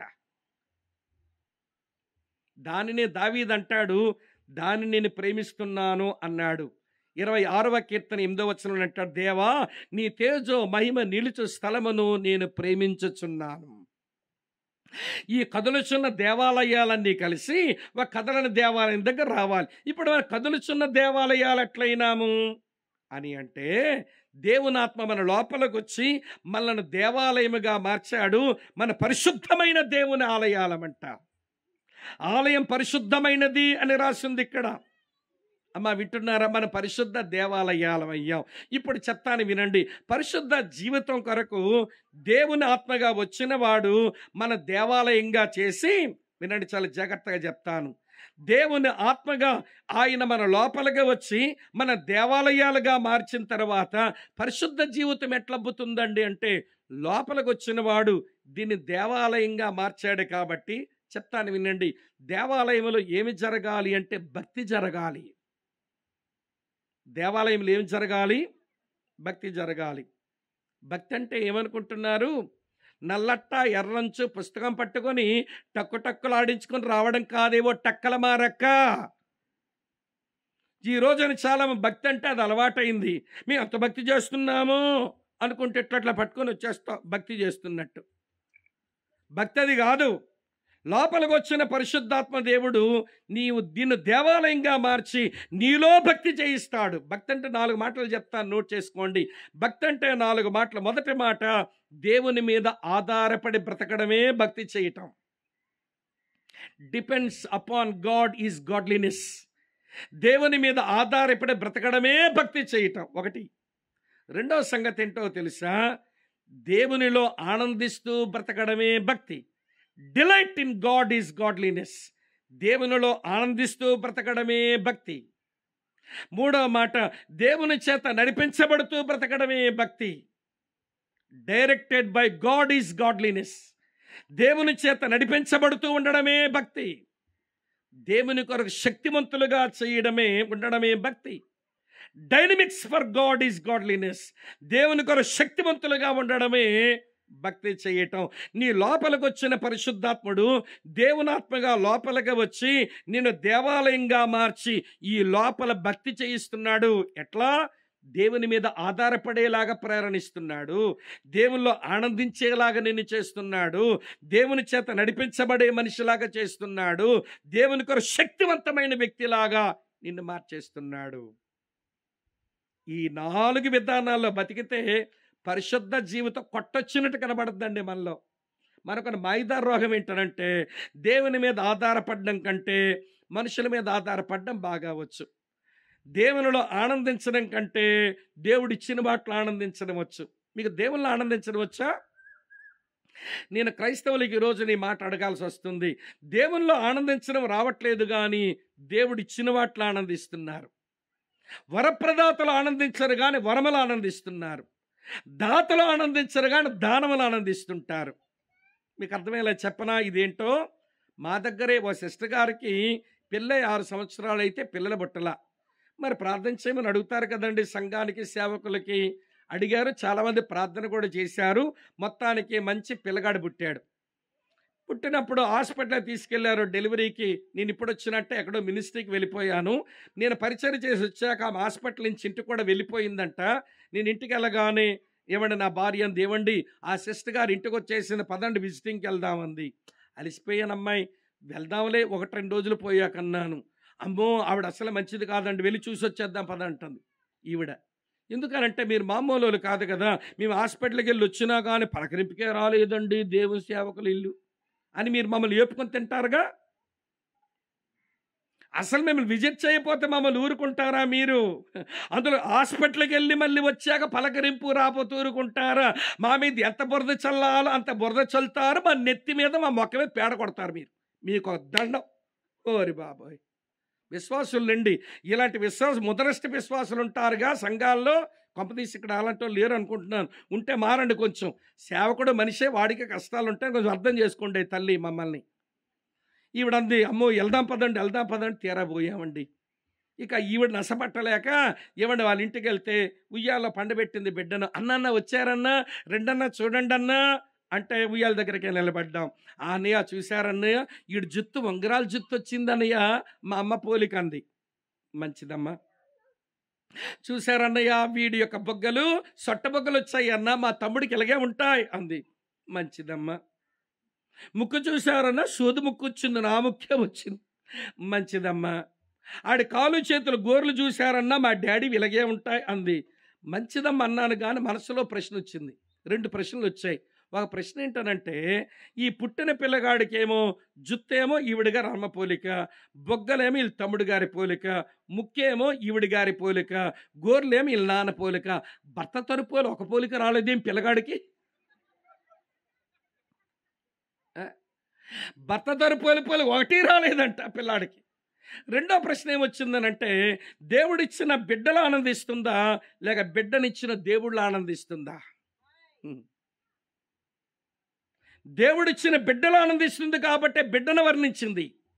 కానీ బిడ్డనిచ్చిన దేవుణ్ణి కానీ వర్ణించుంటే ఈమె దేవుళ్ళని ఆనందించే అమ్మ అనుకునేవాడిని. ఈ రోజున క్రైస్తవులు కూడా అంతేనండి. దేవుడిచ్చినవన్నీ చెప్పుకొని సంబరపడతారు కానీ ఇచ్చిన దేవుని గురించి ఏ మంచి మాట రాదు వీళ్ళ నోట్లోంచి. అక్క, చెల్లి, తమ్ముడన్న వినండి. దేవుని ఆత్మగా లోపలికి వచ్చిన పరిశుద్ధాత్ముడు మన దేవాలయముగా చేసి లోపల భక్తి నేర్పిస్తున్నాడు. దేవుని మీద ఆధారపడేలాగా, దేవునిలో ఆనందించేలాగా, దేవుని చేత నడిపించబడేలాగా, చివరికి దేవుని కొరకు శక్తివంతంగా ఉండేలాగా లోపలికి వచ్చి పనిచేస్తున్నాడు. ఈ 4 పనులు చేయడం చేతనైతే పరిశుద్ధ జీవితానికి ఇక డోకాయే లేదు. ఈరోజు ఎందుకు పరిశుద్ధ జీవితం మన దగ్గర లోపించింది అంటే, దేవుని ఆత్మగా లోపలికి వచ్చిన పరిశుద్ధాత్ముడిని అనుభవించలేక, లోపలికి వచ్చిన పరిశుద్ధాత్ముడిని దేవుని ఆత్మగా ఆయన దేవాలయంగా మారిస్తే అనుభవించలేక ఆయన్ని. ఇంకో మాట మీతో చెప్తాను. దేవాలయం దగ్గర వింటున్నారా లేదా, చావులు కనబడితేనే మందిరం అండి. దేవాలయం అంటే మరణాలు కనబడితే మందిరం. మరణము లేని దగ్గర అది మందిరం ఎట్లవుతుంది? గుర్రన్నా చావాలా? చెప్పరేమండి. మేకన్నా చావాలా? కోడి దూడైనా చావాలి. ఏదైనా మరణిస్తేనే కదా బలిపీఠం దగ్గర అక్కడ ఆరాధికుడు వెళ్ళి ఆరాధించుకోవడానికి. ఇప్పుడు దేవుడు దీన్ని దేవాలయంగా మార్చాడనంటే ఇక్కడ మరణం కనబడాలి. ఎలా మరణం కనబడాలనంటే, ఈ సహోదరి కోపం ఎక్కువ, ఆ సహోదరి వ్యసనాలు ఎక్కువ. కానీ ప్రభు ఆత్మ లోపలికి వచ్చాక ఆ పాడు మాటలు మానేశారు, వ్యసనాలు మానేశారు, పవిత్రంగా జీవిస్తున్నారు, ఆ పాపానికి చచ్చిపోయారు అని సాక్ష్యం రావాలి. ఎట్టున్నారా లేదమ్మా? ఈరోజు చావులు కనబడ్డంలా. క్రైస్తవుడు అంటే ఒకరోజు చచ్చినోడు కాదండి. దేవుని మందిరముగా తన జీవితంలో మరణాలు చూసే ప్రతిరోజు వచ్చేవాడే. పౌలు అందుకే మాట అన్నాడు. చదువుతాను చూడండి. కొరింథీయులకు రాసిన మొదటి పత్రిక 15వ అధ్యాయంలో చదువుతున్నాను చూడండి. 31వ వచనం. సహోదరులారా, మన ప్రభువైన క్రీస్తు యేసునందు మిమ్మల్ని గూర్చి నా కలిగున్న అతిశయముతోడు నేను దినదినము చనిపోవచ్చున్నాను. మిమ్మల్ని ఒక మాట అడిగినా, నేను చచ్చారా మీరు? చావలేదా? పోనీ మొన్న చచ్చారా? అప్పుడు చావలేదా? ఈరోజు వాక్యం వినడానికి వచ్చా, ఈరోజైనా చచ్చారా? ఈరోజు చావలేదా? మరి మీరు దేవాలయం ఎట్లయ్యారు? దేవునాత్మ మీలో నివసిస్తున్నట్టు ఎట్లా చెప్పుకోము? దినదినము చావాలి. దేవునికి నచ్చని అపిత్రమైనది ఏదైనా ఉంటే దాని విషయమై దినదినము చచ్చినోడే దేవాలయం, కదులుచున్న దేవాలయం. మీకు అర్థమయ్యేలా చెప్తాను వినండి. ఇక్కడే వనస్థలిపురంలో ఒక ఆయన ఇల్లు కట్టుకుంటున్నాడు. ఇదివరకు ఆయన ఆదిలాబాద్ జిల్లాలో నక్సలైట్ల మధ్య ఉండేవాడు. ప్రభువుని నమ్మాడు.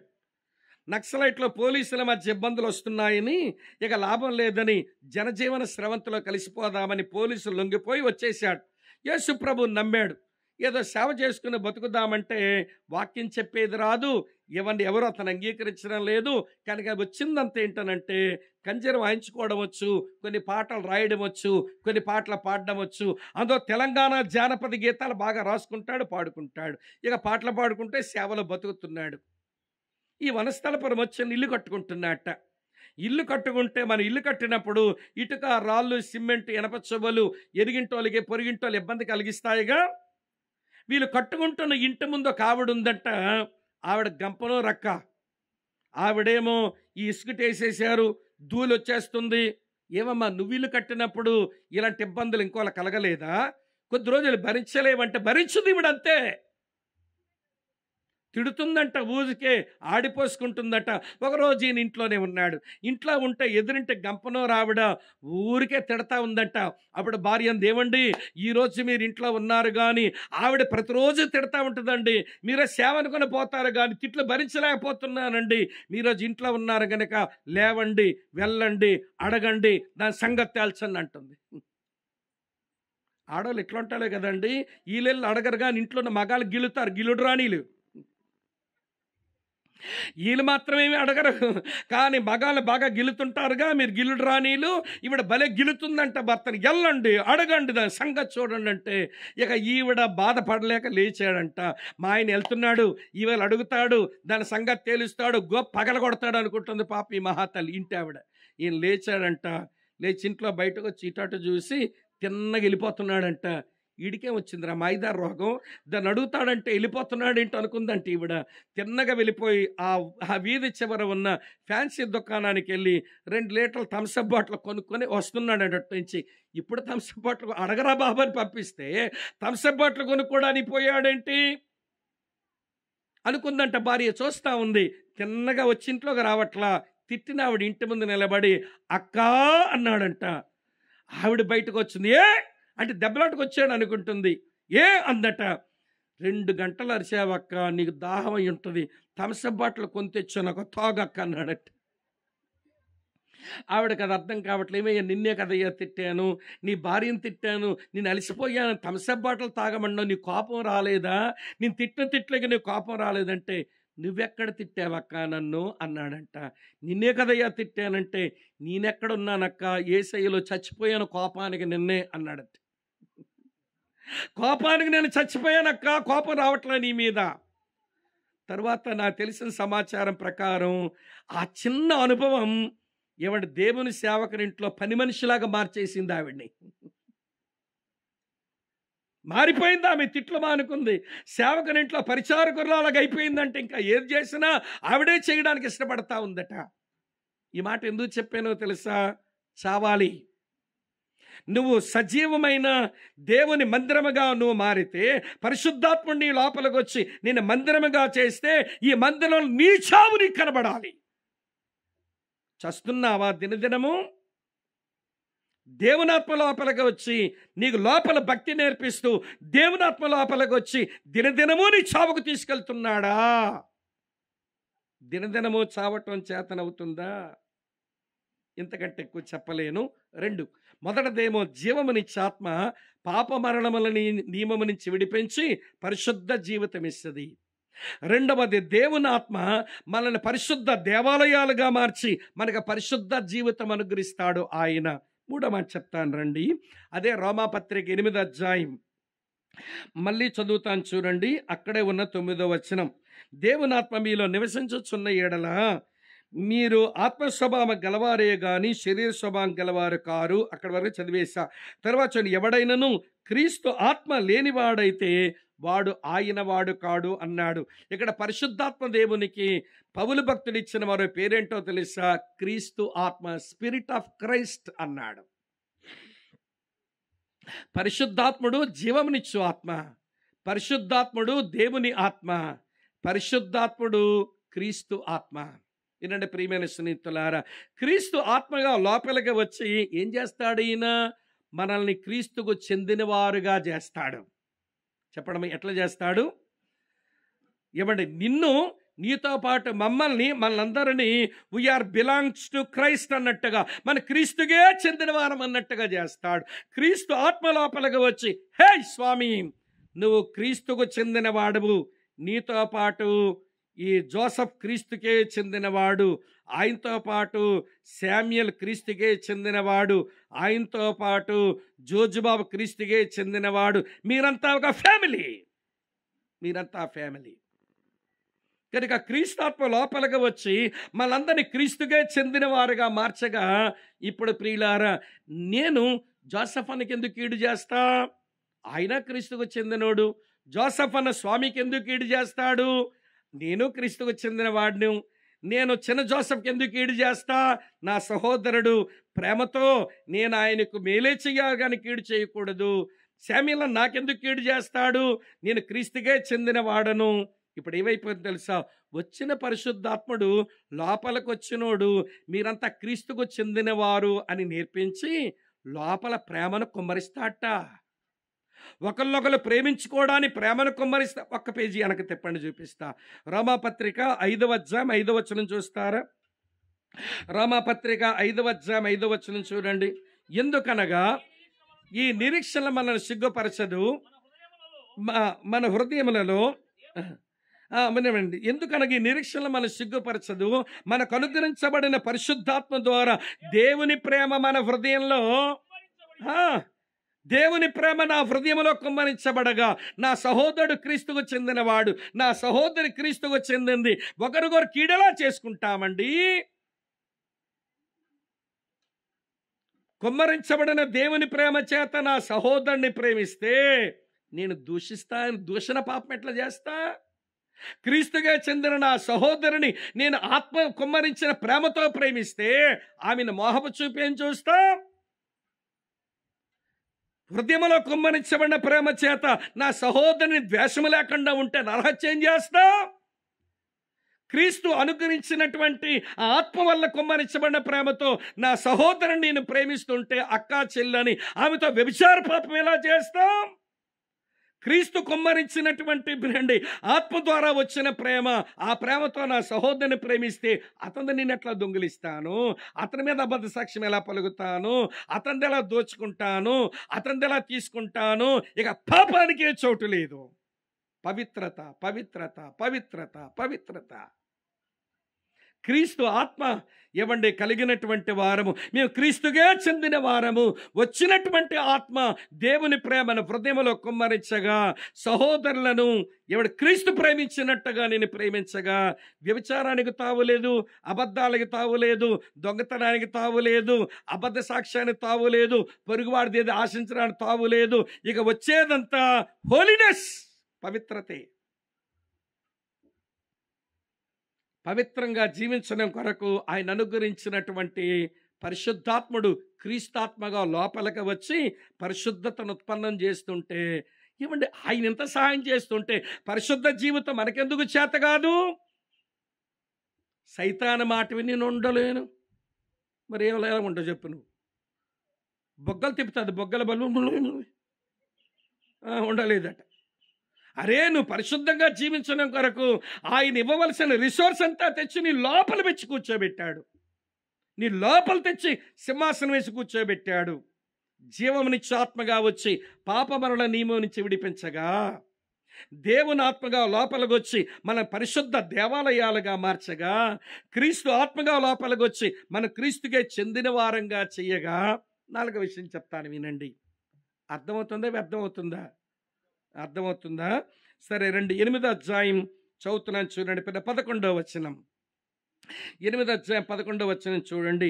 మృతులలో నుండి యేసును లేపిన వాని ఆత్మ మీలో నివసించి ఎడల మృతుల్లో నుంచి క్రీస్తు యేసును లేపిన వాడు చావునకు లోనైన మీ శరీరములను కూడా మీలో నివసించిన తన ఆత్మ ద్వారా జీవింపచేయను. ఈ వచనంలో పరిశుద్ధాత్మ దేవునికి ఆయన ఇచ్చిన పేరేంటో తెలుసా? శక్తిగల ఆత్మ, స్పిరిట్ ఆఫ్ పవర్. మీ లోపలికి వచ్చిన పరిశుద్ధాత్మను శక్తిగల ఆత్మ చావునకు లోనైన మీ శరీరాన్ని ఆయన లేపగలడు. పాపానికి లాగేస్తున్న మీ శరీరాన్ని లేపగలడు. లోకము, సాతానుడు, మీ ప్రాచీన స్వభావం, మీ శరీరం పాపానికి లాగుతుంటే మీ లోపలికి వచ్చిన శక్తిగల ఆత్మ చావునకు లోని నీ శరీరానికి శక్తినిచ్చి పాపం చేయించకుండా ఉండగలడు. పవిత్ర జీవితం సాధ్యం. ఎట్లనో చెప్తాను, వినండి. వింటున్నారా లేదా? ఈయన పేరు అగస్టిన్. ఉత్త అగస్టిన్ అనుకోకండి, సెయింట్ అగస్టిన్, పరిశుద్ధుడైన అగస్టిన్ అతని పేరు. నిజానికి అమ్మ వింటున్నారా? యేసుని ఎరగక మునుపు అతని జీవితం చూస్తే అతని ముఖమే థు అని ఉమ్మేయాల అనిపిస్తుంది. అలాంటి పాడు జీవితం అతనిది. అతను వ్యభిచారిగాడు. వ్యభిచారి అయితే ఒక ఆడదంతా వ్యభిచారం చేస్తాడు. కానీ అగస్టిన్ ఎవరో తెలుసా? వమనైజర్, స్త్రీలోలుడు. కనబడుతున్న ప్రతి ఆడది కావాలి ఇతగాడికి. వయసుతో నిమిత్తం లేదు, వరసతో నిమిత్తం లేదు, అందచందాలతో పని లేదు. వాడు శరీరంలో ఉన్న కోరికను తీర్చుకోవడానికి ఏ ఆడదాంతో అయినా పాడు పనులు చేస్తాడు. అందుకే అతను అడల్ట్రెస్ మ్యాన్ అనలేదు, వమనైజర్ అని అన్నారు. వాళ్ళ అమ్మ ఏడుస్తూ ఉంది, ప్రభా ఎప్పుడు మారతాడు? ఈ భర్త చూస్తే వీడి వల్ల ఇంతకాలం ఇబ్బంది పడ్డా, ఇప్పుడు కొడుకు చూసి ఇట్లా అయిపోయినాడని ఆమె ఎంత ఇచ్చిందో కానీ తన పెనిమిటి 1 నెల తర్వాత చనిపోకముందు మారు మనసు పొంది బాప్తీసం తీసుకున్నాడు. తర్వాత అగస్టిన్ కూడా ఇలాగే జరిగే మీటింగులు కూర్చొని దేవుని వాక్యమే తన హృదయాన్ని ప్రభుకి ఇచ్చాడు. ఇచ్చిన తర్వాత అతని మార్పు గురించి ఒక మాట రాసుకున్నాడు తన సాక్ష్యంలో. ఏమని రాశాడనంటే, మా అమ్మ చేసిన కన్నీటి ప్రార్థనా ప్రవాహంలో నేను క్రీస్తు దగ్గర కొట్టుకుని వచ్చా. మా అమ్మ చేసిన కన్నీటి ప్రార్థనా ప్రవాహంలో నేను క్రీస్తు యొద్ద కొట్టుకుని వచ్చాను నేను అని రాసుకున్నాడు. అమ్మ ప్రార్థన కన్నీరు తన రక్షణ కార్యం అతను జరగడానికి వీలు పెడితే రక్షించబడ్డాక వీధిలో పోతున్నట్ట. వీధిలో పోతుంటేను ఒక ఆమెతో చెప్పిందట, వసే అగస్టిన్ వెళ్ళిపోతున్నాడు నీ ఇంటికి రాకుండా అంటే ఈవిడ గారు బయటకు వచ్చి చూసిందంట. చూస్తే అగస్టినే పిలిచిందంట, అగస్టిన్ అంది. అనగానే ఇట్లా వెనక్కి తిరిగి చూశాడంట. ఒక చిన్న నవ్వు నవ్వి మళ్ళీ పోతున్నాడు ముందుకి. అరే నేను పిలవకుండా నా గుమ్మం ఎక్కి గంటల తరబడి నాతో ఉండి నాతో కలిసి పాడు జీవితం జీవించేవాడు పోతున్నాడేంటబ్బా అనుకుందట. మళ్ళీ పిలిచింది, హే అగస్టిన్ అంది. మళ్ళీ వెనక్కి తిరిగి చూశాడు, ఒక నవ్వు నవ్వాడు, మళ్ళీ ముందుకే పోతున్నట్ట. ఈవిడ అనుకుంది నాకంటే అందగత్తె దొరికిందేమో, కొంచెం డబ్బులు ఇచ్చింది ఎవరితో దొరికిందేమో, నా ఇంటికి రాకుండా ఈడు పోతున్నాడని కొంచెం కోపం ఎక్కి మళ్ళీ గట్టిగా వచ్చిందట, హే అగస్టిన్ నేనే పిలుస్తున్నాను అందట. అతను మళ్ళీ వెనక్కి తిరిగి నవ్వి ఏమన్నాడు తెలుసా? ఏమండి ఇంగ్లీష్లో ఈ పాటలు ఇలా రాశారు, oh lady you may be she but I am not he అనుకుని పోయాడంట. ఓ అమ్మా నువ్వేమో కానీ నేనైతే ఆయన కాదమ్మా నిలిపోతున్నాడంట. చావునకు లాగుతున్న శరీరాన్ని ఎట్లా జయించగలిగాడండి?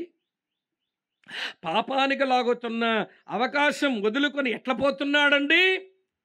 శక్తిగల ఆత్మ లోపలికి వచ్చే ఆయన ఇచ్చిన స్వరము, ఆయన ఇచ్చినటువంటి ప్రియమైన ప్రేరణకు లొంగితే పరిశుద్ధ జీవితం వస్తుంది. అందుకే లోపలికి వచ్చిన పరిశుద్ధాత్ముడు శక్తిగల ఆత్మగా లోపలికి వచ్చాడు. ఈ ప్రపంచంలో ఎవరైనా పరిశుద్ధంగా జీవించారంటే శక్తిగల ఆత్మ సహాయం లేకుండా పరిశుద్ధ జీవితాలు ఎవరికీ సాధ్యం కాదు.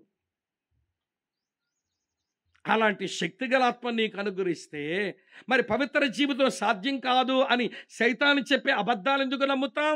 నిన్ను పిలిచిన వాడు పరిశుద్ధుడు గనక మీరు సమస్త ప్రవర్తన యందు పరిశుద్ధులై ఉండండి. 4 చెప్పా, జీవమునిచ్చు ఆత్మ, దేవుని ఆత్మ, క్రీస్తు ఆత్మ, శక్తిగల ఆత్మ. 5వ చెప్తాను రండి, 5వ సంగతి చెప్తాను. ఇదే రోమాపత్రిక 8వ అధ్యాయం 2:14 వచనం చదువుతాను. 8:14 చూడండి. దేవుని ఆత్మ చేత ఎందరు నడిపించబడుదురో వారందరూ దేవుని కుమారులయుందురు. ఈ వచనములో పౌలు భక్తుడు పరిశుద్ధాత్మ దేవునికి ఇచ్చిన 5వ పేరేంటో తెలుసా? నడిపించు ఆత్మ, స్పిరిట్ ఆఫ్ లీడింగ్ అన్నాడు. పరిశుద్ధాత్మ దేవుడు నడిపించు ఆత్మగా లోపలికి వచ్చాడు. ఆయన నడిపిస్తాడు. ఎట్లా నడిపిస్తాడు? యేసయ్య మాటల్లో చూద్దాం రండి. ఎట్లా నడిపిస్తాడట? యోహాను సువార్త 16వ అధ్యాయం 13వ వచనం చూడండి. యోహాను సువార్త 16వ అధ్యాయం 13వ వచనం ఇట్లుంది, అయితే ఆయన అనగా సత్యస్వరూపైన ఆత్మ వచ్చినప్పుడు మిమ్మను ఎక్కడికి నడిపించును? సర్వసత్యములోకి నడిపించును.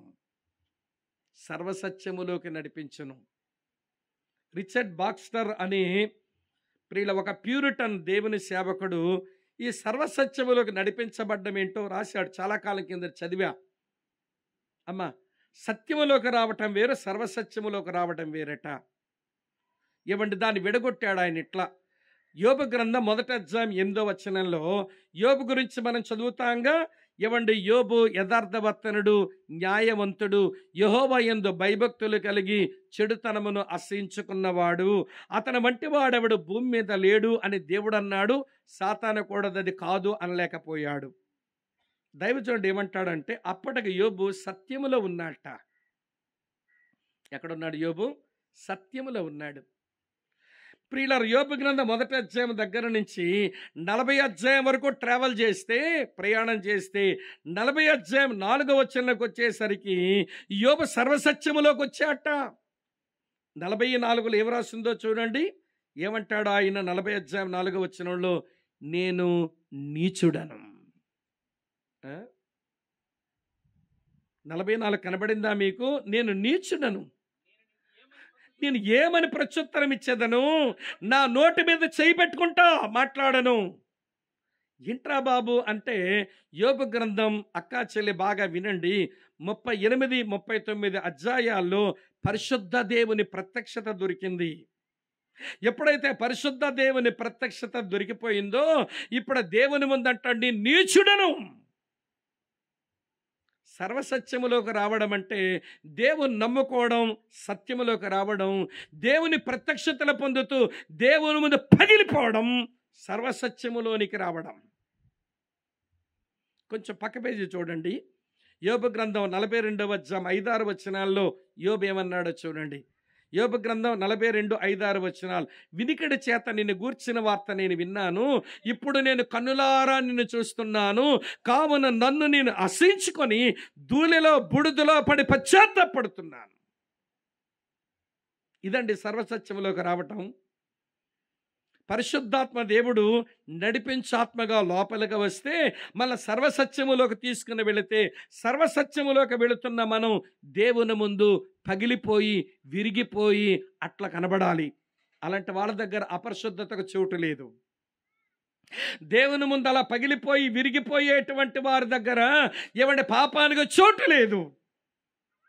ఇప్పుడు మిమ్మల్ని ఒక మాట్లాడగన, నీ లోపలికి వచ్చిన పరిశుద్ధాత్మ దేవుడు నడిపించు ఆత్మగా లోపలికి వచ్చి నిన్ను సర్వసత్యములు తీసుకుని వెళ్తుండగా, నీ లోపల మిగిలిపోయిన ప్రతి డాగు, ప్రతి మచ్చ, ప్రతి కల్మషం, ప్రతి మాలిన్యాన్ని బట్టి పశ్చాత్తాపడుతూ పగిలిపోతే పవిత్ర జీవితం కాక ఏమొస్తుంది చెప్పండి? మనకు పగలడం ఎరగడమే మనకి ఇష్టం ఉండదు. మీకు ఆ విషయం చెప్పన, గుంటూరులోనే మీ జిల్లాలో పుట్టిందో ఆ పాట. ఎవరో రాశారు చాలా కాలం కిందట. చాలా మంచి పాట అండి, మీ జిల్లాలో పుట్టింది. ఆ పాటలో ఇలా ఉంటుందన్నమాట. ఏముంటుందో తెలుసా? ఏముంటుందో చెప్పనా? పగలని నేల పంటనివ్వదు, విరగని మేఘం వర్షింపలేదు, నీ చేతిలో రొట్టెను నేనయ్యా, విరువము యేసయ్యా. నేల పంటనివ్వాలంటే నాగలతో పగలాల్సిందే. మేఘము వర్షించాలంటే అది అక్కడ విరగాల్సిందే. దేవుని యొక్క సర్వసత్యములోనికి నడిపించాత్మ చేత నడిపించబడే దేవుని పిల్లలు ఆ దైవ ప్రత్యక్షతల్లో తమ ఆధ్యాత్మిక లోపాలు తెలుసుకొని పగిలిపోయి విరిగిపోతుంటే, అమ్మ వింటున్నారా, వాళ్ళు ఎంతో ఫలిస్తారు. ఇలా చెప్తాను వినండి, నాకు జవాబు చెప్పండి. 5 రొట్టెలు 2 చేపలు ఎంతమంది భోజనం? మీ ప్రశ్న వినడం రావట్లేదా మీకు? 5 రొట్టెలు 2 చేపలు ఎంతమంది భోజనం? వాళ్ళమ్మ 5,000 మంది కట్టిందా? వాళ్ళమ్మ 5,000 మంది కట్టలేదండి, ఒక్కడికే కట్టింది. 5 రొట్టెలు 2 చేపలు ఎంతమంది భోజనం అంటే ఒక్కడి భోజనమే. కానీ యేసయ్య చేతిలోకి వెళ్ళాక విరిగిపోయాయి చూడండి, 5,000 కడుపులు నింపాయి. యేసయ్య చేతిలో పడి విరిగిపోయిన తర్వాత 5,000 మంది ఆకలి తీర్చాయి. దేవుని పిల్లలమైన ఎవరమైనా నడిపించు ఆత్మ ద్వారా సర్వసత్యములకు నడిపించబడి దేవుని చేతుల పగిలిపోయి విరిగిపోయే వాళ్ళు పవిత్రమైన జీవితంతో అనేకులకు ఆశీర్వాదకరంగా మారతారు. ఇప్పుడు చెప్పండి, మీలో ఎంతమంది నన్ను విరువు దేవాన్ని ప్రార్థన చేసుకున్న వాళ్ళు ఉన్నారు చెప్పండి నాకు. స్వస్థిచ్చానైనా 10 కాలాలు బతికేస్తాను పాపం చేసుకుని, 10 లంగా దిక్కుమాలి ప్రార్థన. స్వస్థిచ్చానాయన, ఆయుష్ పెంచానాయన, ఆరోగ్యం ఇచ్చానాయన, అప్పులు తీర్చానాయన, ఆస్తులు ఇచ్చానాయన, అంతస్తులు ఇచ్చానాయన, పిల్లకి పెళ్లి చేయనాయన, పిల్లాడికి ఉద్యోగం ఇచ్చాను, పిల్లకి మరొక పిల్ల, ఆ పిల్లకి మరొక పిల్ల పుట్టించానాయన. ఈ చవకబారు చిల్లర ప్రార్థనలు మానరా ఈ క్రైస్తవులు? చిల్లర ప్రార్థనలు చేసుకోవడం అలవాటైంది. దేవా, సర్వసత్యములోకి వస్తున్నాను, నడిపించు ఆత్మ నన్ను ఇక్కడ తెచ్చాడు, నీ ప్రత్యక్షతల వెలుగులో నా పాపం కనబడుతుంది, నన్ను విరవవా, నన్ను పగలగొట్టవా. మా అసెంబ్లీలో ఒక 2-3 ఉంటారు. అప్పుడప్పుడు అలా ప్రార్థన చేస్తున్నప్పుడు భలే ముచ్చట అనిపిస్తుంది. ప్రభువా నన్ను బాగా దంచేవా? దంచునాయనా, దంచవు. నన్ను విరగొట్టు, పగలగొట్టు. ఎప్పుడైనా ఒక విషయం చెప్పి ముగించేస్తాను, సమయం ఎక్కువ అవుతుంది గనక. వినండి ప్రియులారా, మనం అంతా అనుకుంటాం మా గుంటూరు జిల్లా, లేకపోతే మా పిరంగపురం, మా పల్నాడు అనేకులు దేవుని నమ్మాలి, రక్షణ పొందాలి, ఉజ్జీవం రావాలంటారు. ఉజ్జీవం ఎప్పుడు వస్తుందో తెలుసా? మనం పగలకపోతే, మనం విరగకపోతే రాదు. 25 సంవత్సరాల యవనస్తుడు, అబ్బాయి పేరు ఈవాన్ రాబర్ట్స్. ఏమండి, వేలుసపట్నంలో బ్రతుకుతున్నాడు.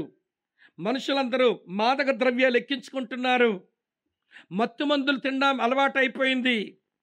త్రాగుడికి లోనైపోయారు. వ్యభిచార గృహాలు కొట్టొచ్చున్నట్టు కనబడుతున్నాయి వేలుసపట్నంలో. మనుషులు పాపం చేయడానికి ఎగబడుతున్న రోజులవి. 25 సంవత్సరాల యవనస్తుడు ఈవాన్ రాబర్ట్స్. ప్రియులారా, చిన్న చిన్న మీటింగ్లు ఎట్లనే పెట్టి తరువాత వేల మంది వచ్చే మీటింగులు అయిపోయినా ఆయనవి. అతను ప్రతి స్థలంలో ఆయన చేసుకున్న ప్రార్థన, అందరి ముందు చేసే ప్రార్థన అదే.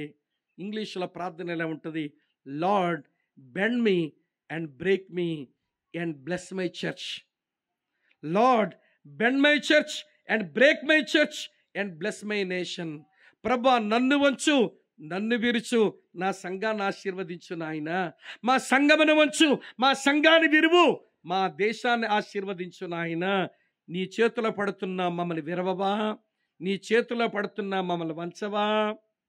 సర్వసత్యములోనికి నడిపించబడేవారు, నేను నీచుడను, ధూళిలో బూడిదలో పడిపడు పశ్చాత్తాపడుతున్నాను, వినికిడి చేత నిన్ను గూర్చిన వార్త విన్నాను గాని ఇప్పుడు నేను కన్నులారా చూస్తున్నాను దేవా, నోటి మీద వేలేసుకుంటా మాట్లాడను.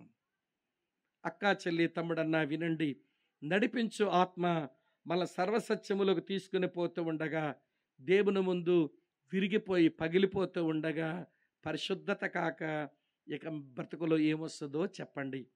మిగిలినటువంటి 13 విషయాలు, అధ్యాయములు ఉంటాయి, మీరు చదువుకోండి. దేవుని ఆత్మను గురించి ఉన్న విషయాలు 18 ప్రస్తావనలు ఉన్నాయి. అందుకనే ఇది పాల్స్ న్యూమటాలజీ అన్నారు.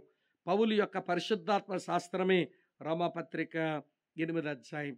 అన్ని వివరించలేను కానీ 5 సంగతులు మన పరిశుద్ధ జీవితానికి అనుగ్రహించబడిన సాధనం. పరిశుద్ధాత్ముడు జీవమనిచ్చాత్మగా లోపలికి వచ్చి పాప మరణాల నియమం నుంచి విడుదలిస్తే, దేవునాత్మగా లోపలికి వచ్చి పరిశుద్ధ దేవాలయముగా నన్ను మార్చేస్తే, క్రీస్తు ఆత్మగా నా లోపలికి వచ్చి మనల్ని క్రీస్తువు చెందిన వారంగా చేసి ఒకళ్ళు ప్రేమించుకొని పవిత్ర జీవితానికి నడిపిస్తూ ఉంటే, శక్తిగల ఆత్మగా వచ్చి పాపానికలాగే శరీరం నుంచి నాకు జయమిస్తుంటే, వినండి, నడిపించి ఆత్మగా లోపలికి వచ్చి ప్రియుల నాకు సర్వసత్యము తీసుకుని వెళ్తుండగా పగిలిపోయి విరిగిపోయి నా జీవితంలో పరిశుద్ధతే రాదా?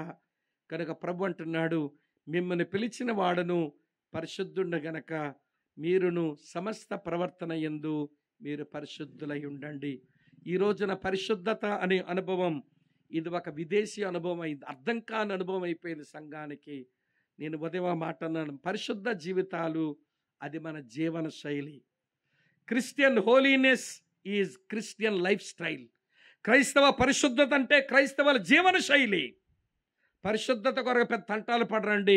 వాళ్ళు మాట్లాడినా పరిశుద్ధతే, వాళ్ళు ఆలోచించినా పరిశుద్ధతే, వాళ్ళు ఏది వినాలన్నా పరిశుద్ధత మీద మనసు పెడతారు, ఏది చెయ్యాలన్నా పరిశుద్ధ కార్యాలు చేస్తారు, ఎక్కడ పోవాలన్నా పరిశుద్ధతకే పెద్దపీట వేస్తారు. ఎందుకంటే వాళ్ళు పిలిచిన దేవుడు పరిశుద్ధుడు, వారు పరిశుద్ధులుగా ఉండడానికే పిలువబడ్డారు. వాళ్ళ పరిశుద్ధ జీవితాన్ని అలవర్చుకుంటారు. ఆయన రక్తపు శక్తి కిందకు ఉందాం, వాక్య శక్తిని అనుభవిద్దాం. పరిశుద్ధాత్మ శక్తితో ఎలా పరిశుద్ధంగా జీవించవచ్చో కొన్ని తలంపులు మీ ముందు పెట్టాను. ఇప్పుడు నేరుగా మిమ్మల్ని అడగన, నీ లోపల పరిశుద్ధాత్ముడు ఉన్నాడు అనిపిస్తుందా? అలా అనిపించకపోతే నువ్వు ఇంకా మారు మనసు పొందలేదేమో అని ప్రశ్నించాల్సి ఉంటుంది. నువ్వు మారు మనసు పొందిన మాట నిజమైతే, నువ్వు రక్షించబడిన మాట నిజమైతే, క్రీస్తుకు నీ హృదయంలో చోటిచ్చిన మాట నిజమైతే, నీ లోపలకు పరిశుద్ధాత్ముడు వచ్చాడు. వచ్చినవాడు జీవమనిచ్చే ఆత్మగా, దేవుని ఆత్మగా, క్రీస్తు ఆత్మగా, శక్తిగల ఆత్మగా, నడిపించే ఆత్మగా. కొంచెం ఆయన పరిచయనివ్వండి. పవిత్రత వస్తుంటే నీకు నువ్వే భలే సంతోషపడతావు, ఆనందిస్తావు, బలమొందుతావు. 10 మందికి మంచి ప్రభువుని ఈ లోకంలో ఉన్న వారికి అందిస్తావు. అలాంటి కృప దేవుడు అనుగ్రహించాలని ఆశిద్దామా? ఆశ ఉంటే కదా ఆచరణలో ఏదైనా పెట్టడానికి. పరిశుద్ధ జీవితం కొరకు ఆశ ఉంటే ఆచరణకు ఆయన సాయం చేస్తాడు. నమ్మకమైన ప్రభుకి అప్పగించుకుందాం. తల వంచండి, కళ్ళు మూసుకోండి, ప్రార్థన చేస్తాం. తల వంచండి, కళ్ళు మూసుకోండి, ప్రార్థన చేద్దాం.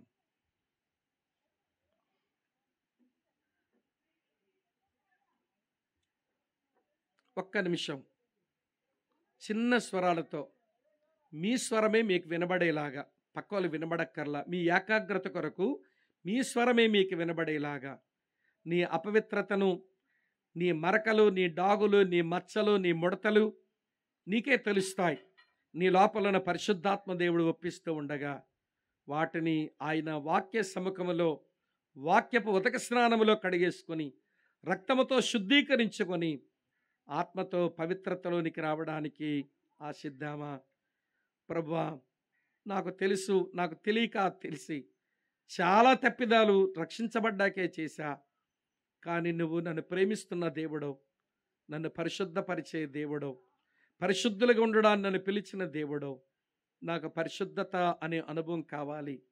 నన్ను కడగవా, నన్ను శుద్ధీకరించవా, నన్ను హిమము కంటే తెల్లగా చేయవా. స్థానములో నాకు పరిశుద్ధత వచ్చింది, నాకు స్థితి అందలి పరిశుద్ధత కావాలి. ఇప్పుడు సంపూర్ణ పరిశుద్ధత కొరకు నేను నీ దగ్గరగా ప్రయాణం చెయ్యాలి. సహాయం చేయవని ఎవరికి వారమే ప్రార్థన చేసుకుందాం. స్వామి అన్న, స్వామి తమ్ముడు, స్వామి అంకుల్, ఈ మాటలు నాకు అర్థమైనాయి. దేవుని సన్నిధిలో నేను పవిత్రమైన, ప్రభు ఆశించే ఆ జీవితానికి నన్ను నేను ప్రతిష్ఠించుకుంటున్నా. ఇప్పటి వరకు జరిగిన గతమేదో జరిగింది. పవిత్ర జీవితానికి దేవుడిచ్చిన వనరులు వాడుకోవడం చేతకాక పడుతున్నా లేస్తున్నా. ఉదయం దేవుని సేవకుడు కఠినమైన మాటే తేలిగ్గా చెప్పారు ఆయన. కుక్క కక్కిన వాంతికి తిరిగినట్లు, కడగబడిన పంది మళ్ళీ బురదలోకి పోయి పొర్లాడినట్లు చందం అనే సామెత మన విషయంలో నిజం కాదు అన్నట్టుగా బతకాలి. పేతురు అంటాడు, ఈ సామెత నిజమైనట్టుగా కొంతమంది బతుకుతున్నారని బాధపడుతూ రాశాడు ఆ మాట. ఇది మన జీవితంలో నిజం కాకూడదు. పడుతూ లేస్తా కాదు. 2 తెస్సలోనిక 3:3 ప్రకారం ప్రభువు నమ్మదగిన వాడు, ఆయనే మిమ్మల్ని స్థిరపరిచి ప్రతి దుష్టత్వం నుంచి కాపాడును అనే మాట మనందరి జీవితంలో నెరవేర్పుకొచ్చినట్లు, తమ్ముడా స్వామి, అనయ్య స్వామి, దేవుని సేవకుడా స్వామి అంకుల్, వాక్యం అర్థమైంది.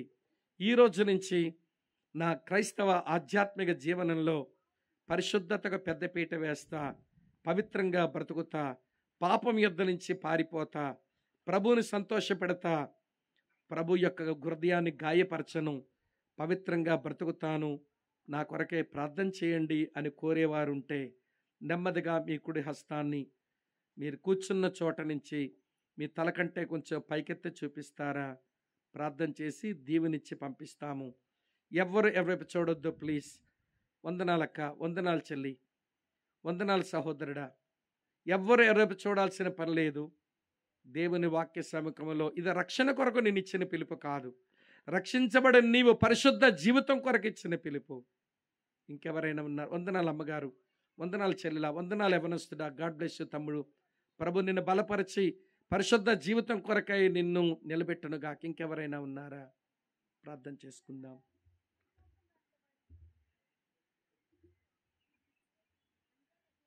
ప్రార్థన చేసుకుందాం.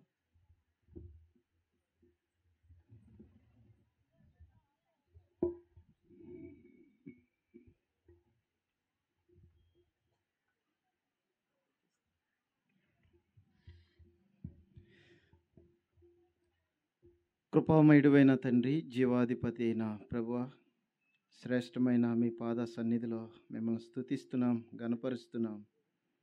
మహిమగల మా ప్రభువా, నాయనా తండ్రి, ఉదయకాలం మొదలుకొని మాతో స్పష్టంగా మాట్లాడుతూ వచ్చిన విధానాన్ని బట్టి మిమ్మల్ని స్తుతిస్తున్నాం. ఈ మధ్యాహ్న కాలం కూడా ప్రభువా చక్కగా మాట్లాడి హృదయాలలో నాయనా తండ్రి ఆత్మకార్యాన్ని మీరు జరిగిస్తూ వచ్చారని మిమ్మల్ని స్తుతిస్తున్నాం, గణపరుస్తున్నాం. ప్రభువా దేవా నాయన, ఈ దినాలలో సరిచేసుకోవాల్సిన అవసరత ఎంతో ఉండగా ప్రభా స్పష్టంగా మాట్లాడినందుకై వందనాలు స్తోత్రాలు చెల్లిస్తూ ఉన్నాం. దేవా, అనేక మంది బిడ్డలు ప్రభా సరిచేసుకోవడానికి ఇష్టపడి నాయనా తండ్రి వారి కుడి హస్తాలు చేయించారు. దేవా ప్రభా, కొందరైనా కాదు కానీ అందరిలో మీరు మాట్లాడారు. ప్రభా తండ్రి నాయన, వారిని బలపరచండి, స్థిరపరచండి, మీ కృపలో వర్ధిల్ల చేయండి, మీ రాకడ కొరకు సిద్ధపరచండి నాయనా తండ్రి. సంపూర్ణమైన పరిశుద్ధతలో వారు పాలు పంపులు పొందు వరకు మీ కృపా కార్యం అనుగ్రహించమని ప్రార్థిస్తున్నాం. మీ దాసులను నిలిపి బలముగా వాడుకున్న దేవుడా, మీకు వందనాలు స్తోత్రాలు చెల్లిస్తున్నాం ప్రభా. మీ దాసుని నాయనా తండ్రి ఇంకా బలపరచండి. రాత్రికి కూడా నాయనా తండ్రి అయ్యా, మీరు వాడుకొనవలసి ఉండగా మీ మహిమ ఐశ్వర్యాన్ని నింపమని ప్రార్థిస్తున్నాం ప్రభా. సహాయం చేయండి నాయన. నాయనా, మరి స్థానిక సంఘము ప్రయాసపడి ఈ ఒక్క దిన ప్రభా సంపూర్ణంగా మీ సన్నిధిలో గడపడానికి అయ్యా, మీరు మాట్లాడుతూ ఉంటుండగా వాక్యమును నింపుకోవడానికి ప్రయాసపడుతూ ఉంటుండగా ప్రయాసకు తగిన ప్రతిఫలము నాయనా మీరు అనుగ్రహిస్తూ వస్తున్నందుకై స్తోత్రాలు వందనాలు చెల్లిస్తున్నాం. వాక్యము మీది ప్రభా, శక్తి కలిగినది మీ మాట. దేవా నాయనా తండ్రి, బలపరచండి. ఇంకా అయా సంఘము ఉజ్జీవం కొరకై ప్రార్థిస్తున్నాం. క్షేమాభివృద్ధి కొరకు ప్రార్థన చేస్తున్నాం. ఆయా స్థలాల నుండి చేరి వచ్చిన అయా దేవుని సేవకులు, పెద్దలు, పరిచారకులు, విశ్వాసులు, నీ ప్రజలందరినీ బట్టి కృతజ్ఞతలు చెల్లిస్తున్నాం దేవా. నాయనా, తేటైన సంగతులు చక్కగా మాట్లాడావు దేవా, మీకు స్తోత్రాలు. నీ దాసుడు జోజిబాబు అన్నని ఇక్కడ ప్రభా మీరు బలపరిచి వాడుకోమని వేడుకుంటున్నాం. సంఘాల క్షేమాభివృద్ధి కొరకు ప్రార్థన చేస్తూ ఉన్నాం ప్రభా. ఆలకించిన నీ బిడ్డలందరూ కూడా వాక్యాన్ని నాయన మా హృదయాలలో బద్దలపరుచుకొని ఫదిలపరుచుకొని ప్రభా నీ కొరకు సాక్షులుగా జీవించి ఎదుగునట్లు సహాయం చేయమని వేడుకుంటున్నాం. ఇంతవరకు తోడయ్యుండి క్రమంగా మర్యాదకరంగా అన్ని విషయాలలో ప్రభా మీ కృప చూపినందుకై శిరస్సు వంచి కృతజ్ఞతలు చెల్లిస్తున్నాం, స్తోత్రాలు చెల్లిస్తున్నాం. సమస్తము అనుకూలత పరిచినందుకై స్తోత్రాలు చెల్లిస్తున్నాం ప్రభా.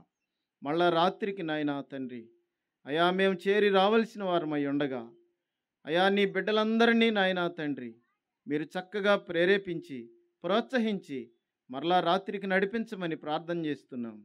ఎలాంటి ఆటంకాలు, అవంతరాలు, వాతావరణంలో మార్పులు కలగకుండా ప్రభా మీ కృపా వాక్యము చల్లని వాతావరణంలో మేము ఆలకించున్నట్లుగా అయా కృప చేయమని ప్రార్థన చేస్తూ ఉన్నాం. దేవాని దాసుని బలపరచండి, రాత్రికి సిద్ధపరచమని వేడుకుంటున్నాం. మాతో మాట్లాడబోయే మీ మాటల కొరకు ఆశతో మేము ఈ స్థలానికి చేరి రావడానికి సహాయం చేయండి. ఈ ప్రదేశం అంతటిని మీ స్వాధీనానికి అప్పగిస్తున్నాము. ఇందులో చేరే ప్రతి బిడ్డను మీ స్వాధీనానికి అప్పగిస్తున్నాము.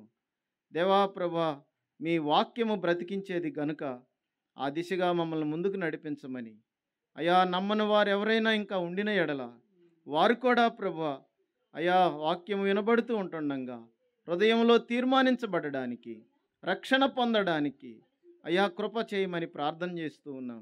రక్షించబడిన వారందరి ఉజ్జీవం కొరకై ప్రార్థన చేస్తున్నాం.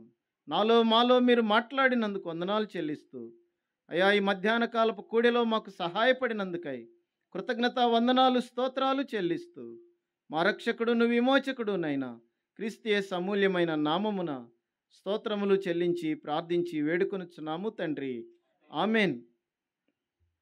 మంచిదండి. మరి జోజిబాబు అన్న గారు వచ్చి రాత్రి విషయాలు మనతో మాట్లాడతారు. ఆ తదుపరి మనము సెలవు తీసుకోవడానికి ప్రయత్నం చేద్దాం. చక్కగా దేవుని వాక్యాన్ని అందించిన దేవుని సేవకులు సోమన్నయ్యకు మరొకసారి వందనాలు తెలియజేస్తున్నాం. ఉదయకాలం 5 విషయాలు జాగ్రత్తగా గుర్తించండి. ఈ దినం కూడా పరిశుద్ధంగా జీవించడానికి దేవుడు మనకిచ్చిన సోర్స్లో ఒక 3 విషయాలు మాట్లాడారు. 3వ విషయంలో దేవుని ఆత్మ ద్వారా మరి చక్కగా 5 విషయాలు మనతో మాట్లాడారు. వాటిని అలాగే చెరిగిపోనీయకుండా ముద్రించుకొని ప్రతి దినము దేవుని వాక్యం ద్వారా విరవబడి మనము ప్రభువులో కొనసాగుదామని ప్రభు పేరట క్రీస్తు నామములో మీకు అందరికి వందనాలు. ఈ మధ్యాహ్న కాల సెక్షన్ ముగించబడింది. మళ్ళీ సాయంత్రం 7 గంటలకి మళ్ళా నైటు కూటం ప్రారంభించబడుతుంది. మరి ఈ సంగతి గుర్తెరిగి అందరు కూడా మరి ఆ నైట్ కూటమిలో పాలు పొంది దేవుని మాట వినాలని ప్రభువు నామంలో ప్రేమతో ఈ పడని తెలిపిస్తున్నాం. మరి ప్రార్థించినదిగా ఉదయకాలం ఇలా మీటింగ్ జరిగిందంటే వాస్తవానికి మా జ్ఞానం కాదు, మా బలం కాదు. చెబుతున్నా వినండి, నిజం చెబుతున్నా. రెండో తారీఖు నుంచి నేను 27 తారీఖు దాకా స్థానిక సంఘం ప్రార్థించింది. ప్రతిరోజు 5 నుంచి 7 దాకా ప్రార్థన ద్వారా ఈ కార్యం జరిగింది. నిన్నంతా వర్షం, ఒకటే వర్షం. ఒక సహోదరి అంది, ఏందయ్యా ప్రార్థన పెట్టావు, కూటమి పెట్టావు, ఏం దేవుడోలే రేపు వర్షం వచ్చింది, ఏందో ఏం ప్రార్థన ఏముంది, ఏం ప్రార్థన ఏముంది. ఒకటే మాట అన్నా, అవిశ్వాసంతో మాట్లాడొద్దు, విశ్వాసం కలిగి ఉండండి, రేపు పొద్దున వర్షం పడదు, చూడండి మీరే అన్న. నిజంగా చెప్పా, వర్షం పడదు, రేపు పొద్దున చక్కటి వాతావరణం దేవుని వాక్యం వింటారని చెప్పా.